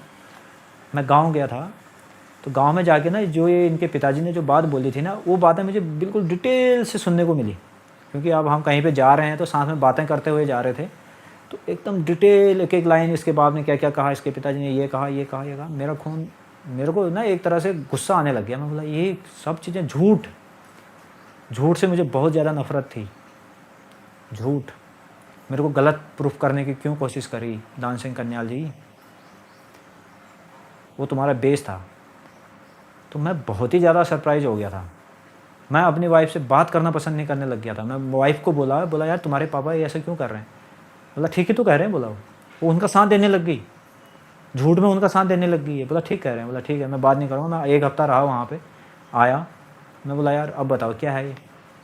आमने सामने बात करी। मैंने क्या है, क्यों ऐसा कर रहे हो? मैं करूँ, मैं भी करूँ तुम्हारी, मैं भी बताऊँ तुम्हारे बारे में इधर उधर, तुम क्या करते हो? हाँ बताओ। बोला, मेरी वाइफ बोली बताओ बताओ, हमें फ़र्क नहीं पड़ता। बोला बताओ बताओ। फिर ठीक है, मैंने एक इनके पापा से बच्चा मांगने वाली बात, इनके जिनको ये आज दुश्मन मानते हैं, हमारे अंजू बहन और अंजू बहन की माँ, जिनको ये सबसे ज़्यादा उनसे नफ़रत हो गई है पूजा जी की वजह से। पूजा जी नाम हाइड है, जो इसकी सबसे क्लोज़ फ्रेंड थी, जिसने इसका ब्रेन वॉश करके उनसे झगड़ा कराया था, उनको बोल दिया। अब इनको लग गई डर। बोला तुमने बाहर बात क्यों करी? मैं बोला तुमने क्यों करी मेरे कज़न को मेरे खिलाफ़? क्या बोलना चाहते हो आप? मेरे कज़न को क्यों बताया? चलो मेरे भाई को बोला, मेरे पापा को बोला, ठीक है घर के अंदर है। तुमने बाहर, वैसे कज़न भी घर के अंदर है बट उनका परिवार अलग है ना, एक वो मेरे लिए रिस्पेक्ट रखते हैं, तुमने वहाँ पे क्यों बोला भाई? तो मैंने भी बोल दिया तुम्हारे मैं तो अंजू बहन को अच्छा ही मानता हूँ, उन्होंने तो रिश्ता बचाया था, इतनी अच्छी सोच है उनकी, सॉरी बुलवाया था तुमसे, वो खुद ही हाथ जोड़ रहे थे, तो मैं तो उनको अच्छा मानूंगा ही ना। मेरे लिए बुरा थोड़ी है वो, मेरे लिए तो अच्छे हैं वो। मेरे लिए तो आज अच्छी ये पूजा जी हो गई हैं जो मुझे अच्छा बनने की मेरे लिए भी अच्छी बनती थी ये, बट इनको पता नहीं था इनके अंदर क्या है। हैं क्यों? तो ये बात हुई भाई, कहानी। फिर मैंने भी 1-2 मैसेज इनके वहाँ पे डाल दिए। मैं बोला अब देखो क्या होता है बाहर बोल के। अब इनका भी अब इनको तो प्लानिंग के हिसाब से अच्छा ही हो गया हो। ये तो यही चाह रहे थे कि मैं यहाँ से कुछ गलत करूँ। फिर इनका पासबुक मेरे को गांव में जब मैं गया था पूजा के टाइम पे, तो वहाँ पे मेरे को, क्योंकि हमारा होम एड्रेस ना वहीं का है अभी, तो आधार कार्ड के एड्रेस के हिसाब से वो वहाँ पे मेरे को मिल गया वो पासबुक चेक। मैंने रिसीव कर लिया पोस्टमैन से, डायरेक्ट मैंने रिसीव कर लिया। मैंने ये क्या है, ऐसे पलट के देख रहा हूँ, मतलब ये क्या आ गया, और उसमें लिखा है Geeta Mehra, wife of me. मैं देख रहा हूँ ये क्या आ गया यार, क्या कर दिया गीता जी ने, बैंक ऑफ बड़ौदा से क्या आ गया। देख रहा हूँ खोल के तो उसमें आ रहा है पासबुक। वो अच्छा है मेरे हाथ में आ गया, अगर इनके हाथ में पता जाता तो मुझे पता भी नहीं चलता इनका पासबुक भी खुल चुका है। तो देख रहा हूँ इनका पासबुक भी खुला है। तो मैं जब वहाँ से वापस आया, मैंने फ़ोन पे भी बोला तुम्हारा पासबुक आया है, क्यों खुलवाया है। बोला मुझे चाहिए था। मैंने ठीक है। आया, मैं पूछा यार ये पासबुक किस लिए खोला, मुझे तो बता देती थोड़ा, क्यों चाहिए था तुम्हें पासबुक। बोला तुम्हें बताने की ज़रूरत नहीं है, मैं हर चीज़ तुमसे पूछ के नहीं करूँगी। Tone change, tone continue change, मुझे तुमसे पूछने की ज़रूरत नहीं है, टोन कंटिन्यू चेंज। मैं बोला यार, फिर भी मैंने रिश्ता बनाने के लिए मतलब चुप हो गया। समझ में आने लग गया था सब चीज़, लेकिन फिर चुप रहा थोड़ी देर। फिर इसके बाद कुछ दिन बाद ये गई आधार कार्ड में मोबाइल नंबर अपडेट करने। आधार कार्ड में एक ही मोबाइल नंबर था, क्योंकि मेरा मोबाइल नंबर काफ़ी पुराना था, ये बदलते रहती थी बीच बीच में, कभी इसका फ़ोन इधर उधर, कभी ये नंबर वो नंबर, कभी एयरटेल चाहिए कभी जियो चाहिए, मतलब ये कैसे ना कैसे नंबर। मैं बोला मेरा तो ये नंबर परमानेंट है, पोस्ट पेड है, इसी को रखते हैं। जब हमने बरेली में आधार कार्ड बनाया था, मैंने पापा का भी बनाया था, तो वहाँ पे भी मैंने ही अपना ही नंबर दिया था, तीनों का नंबर मैंने एक ही नंबर डाला था, जो नंबर हमारा परमानेंट था। मेरा 2008 से चल रहा नंबर, हो अभी भी चल रहा है। मैंने बोला एक परमानेंट नंबर को हम ना इसी काम के लिए रखेंगे, बैंक में भी देना है। खैर इसके वाले अकाउंट में बैंक के लिए एक ही नंबर नहीं रख सकते थे, इसका ही नंबर दिया था, क्योंकि यूपीआई नेट बैंकिंग के लिए मोबाइल नंबर अलग होना चाहिए, वहाँ पे इनका नंबर सेपरेट था। बट आधार कार्ड में हमने एक ही नंबर रखा था, मेल भी एक ही रखा था। ये भाई साहब बीच में जाके वो भी चेंज करा लिए, इसी बीच में फरवरी स्टार्टिंग, जनवरी लास्ट में मैं आया और फरवरी स्टार्टिंग में इसने वो नंबर भी चेंज करा लिया। मुझे फिर कुछ और समझ में आने लग गया। मैं बोला क्या कर रहे हो भाई तुम, ये क्यों कर रहे हो, ये सब चीज़ें अलग अलग क्यों होने लग कर रहे हो तुम। पापा को भी यहाँ पे, फिर इनकी माता जी ना वहाँ से नीचे से आना जाना भी करने लग गई थी इस बीच में, है ना। अब कुछ दिन हो गए थे तो आना जाना, मैं अब रिस्पेक्ट ही कर रहा था, भाई सासू हैं, प्रणाम नमस्कार आइए बैठिए। तो इस बीच में काफ़ी कुछ हो रहा था आगे। अब वीडियो बहुत ज़्यादा लंबा हो रहा है, यहाँ से बात आप नेक्स्ट वीडियो में करें तो बेहतर है। 1.5 घंटे की वीडियो हो गई है। इसके बाद क्या क्या हुआ है वो काफ़ी चीज़ें और आएंगी। कैसे मेरी वाइफ ये जाने के बाद वहाँ पे बच्चे का एडमिशन कराया, तुरंत वहाँ पे जॉब करने लगी थी, और मैं यहाँ से मनाता रहा, रोता रहा, ये मेरे पे वहाँ से ब्लेम लगाती रही, और पुलिस केस भी हुआ है, और काफ़ी चीज़ हुआ है आगे मैं फिर बताऊँगा। और ये कोर्ट की तारीख भी भेजी हुई है, और कोर्ट की तारीख भेज के अभी मैसेज में कह रही है कि मुझे तुम्हारे पैसे नहीं चाहिए। और इस बीच में पहली बार वो मेरे बच्चे के फ़ोटो, अयांश जो बड़ा बच्चा है उसकी पहली बार फ़ोटो मेरे पास कल आई है, जब मैंने ये सोशल मीडिया में डाला, जब लोगों ने इधर उधर से फ़ोटो मेरे को भेजने शुरू कर दिए। इसलिए अब आप कहोगे कि तुम मिलने क्यों नहीं गए। मैं मिलने इसलिए नहीं गया कि मैं इनके मम्मी पापा से डरता हूँ, ये बहुत ब्लेम लगाते हैं। ये इनके घर में चला गया, ये कह देंगे ये मेरे घर में हमको मारने आया है, बोल देंगे। क्योंकि जो आदमी जाके पुलिस केस कर रहा है, वहाँ से पेपर भेज रहा है, जाते मेरे खिलाफ़ काउंसलिंग डाल दी है। ये काउंसलिंग देख के डर गया था मैं, तो बोला ये क्या है यार, पुलिस का कागज़ आ गया, क्या कर दिया मैंने अपराध इतना बड़ा। तो मैं इस वजह से नहीं जा पाया वहाँ पे मिलने। सोच रहा था मैं जाऊँगा, पहले तो 1-2 महीना तो मैं सदमे में ही पड़ा रहा। अब ये मेरी वाइफ कहती है तुम्हें बच्चों से प्यार होता तो तुम तो मेरे पीछे पीछे आ जाते। अरे पीछे पीछे तो मैं आ जाता, तुमने तो पेपर भेज दिया था काउंसलिंग, तुमने तो मेरे पर दबाव बनाया कि मैं बच्चा ना उठा पाऊँ, ये अपने बच्चे के लिए न लड़ सके, इसको गिल्टी प्रूफ करने के लिए तुमने काउंसलिंग डाली थी। और क्या क्या तुमने उसमें लगा रखा है उसका भी मैं अभी पर्दाफाश करने वाला हूँ। नेक्स्ट वीडियो में मिलते हैं। क्या क्या तुमने उसमें फर्जी लगा रखा है, और फर्जी तो क्या, वो एक सोची समझी चाल बना के उसको लगाया रखा है ना, उसका भी मैं पर्दाफाश करूँगा। गीता कन्याल जी, हाँ गीता कन्याल ही हो गई हो, अब वहीं रह रही है तो, और दानसिंह कन्याल जी, सब पर्दाफाश करूँगा मैं यहाँ पे। चलो आज ये 1.5 घंटे का वीडियो हो गया है, आगे भी 1 घंटे का वीडियो और बन सकता है, तो मैं जल्दी से उसको भी लेके आऊँगा गाइज। अगर ये मेरे यहाँ पे मेरे साथ अगर बुरा हो रहा है तो आप इस वीडियो को शेयर कर देना। इसमें से क्लिप को भी पक्का आप जो बातें लग रही हैं गलत हैं शेयर करना यार, सपोर्ट करिएगा सोशल मीडिया। मैं इन लोगों के यहाँ पे ना वीडियो व्हाट्सअप स्क्रीन या गलत चीज़ें यहाँ पे नहीं डाल पाऊँगा, उसके लिए मैंने ना फेसबुक और इंस्टाग्राम लिंक रखा हुआ है, वहाँ से अब वहाँ पे डाल रहा हूँ मैं। अगर ये लोग केस करते हैं तो वहाँ पे उस चैनल के लिए करेंगे, मेरे चैनल पे केस करेंगे, तो इसलिए मैं यहाँ पे इनके खिलाफ़ कोई भी वीडियो नहीं डाल रहा हूँ। बस मैं एक स्टोरी सुना रहा हूँ यहाँ पे जो सच है, झूठ नहीं है, ये सच है। अगर इन्होंने मेरे चैनल के लिए कुछ किया ना, फिर मैं उसके लिए आगे जाके इनके खिलाफ़ कर दूँगा फिर, है ना। चैनल के लिए अगर तुम मेरे चैनल को भी बंद करने की कोशिश करते हैं तो मैं इसका आगे भी डालूँगा, ठीक है। जब गलती कर रखी है तो उसको एक्सेप्ट करना सीखिए। जब भेजा है ना तुमने पेपर है तो गलत है ये, और तुम्हारे पिताजी ने बच्चा नहीं दिया वो गलत है क्या, प्रूफ करूँगा ना मैं। अगर तुम बोलोगे यहाँ उधर मिलो फेसबुक इंस्टाग्राम पे बताता हूँ मैं गलत क्या है सही क्या है विथ प्रूफ। तो गाइज़ ठीक है, थैंक यू। अब मैं इस वीडियो को यहीं पे ख़त्म कर रहा हूँ, तो दूसरे वीडियो में फिर मैं बताऊँगा इन्होंने और क्या क्या प्लानिंग करी है। तो यहाँ तक आपको प्लान समझ में आ गया होगा, बेस बन गया है, वाइफ ने पासबुक अपनी मर्ज़ी से खोला है, क्यों खोला है वो भी बताऊँगा, और क्यों ये फिर अकड़ने लगी, क्यों व्हाट्सअप पे, क्यों इसने आधार कार्ड पे अपना मोबाइल नंबर चेंज किया है वो भी बताऊँगा, और क्यों ये अपने मम्मी पापा का लिए कमरा ढूंढा इसने खुद और मुझे बताने की ज़रूरत नहीं समझी, मैं वो भी बताऊँगा। तो ठीक है, मिलते हैं, वीडियो बहुत लंबा हो गया है, थैंक यू।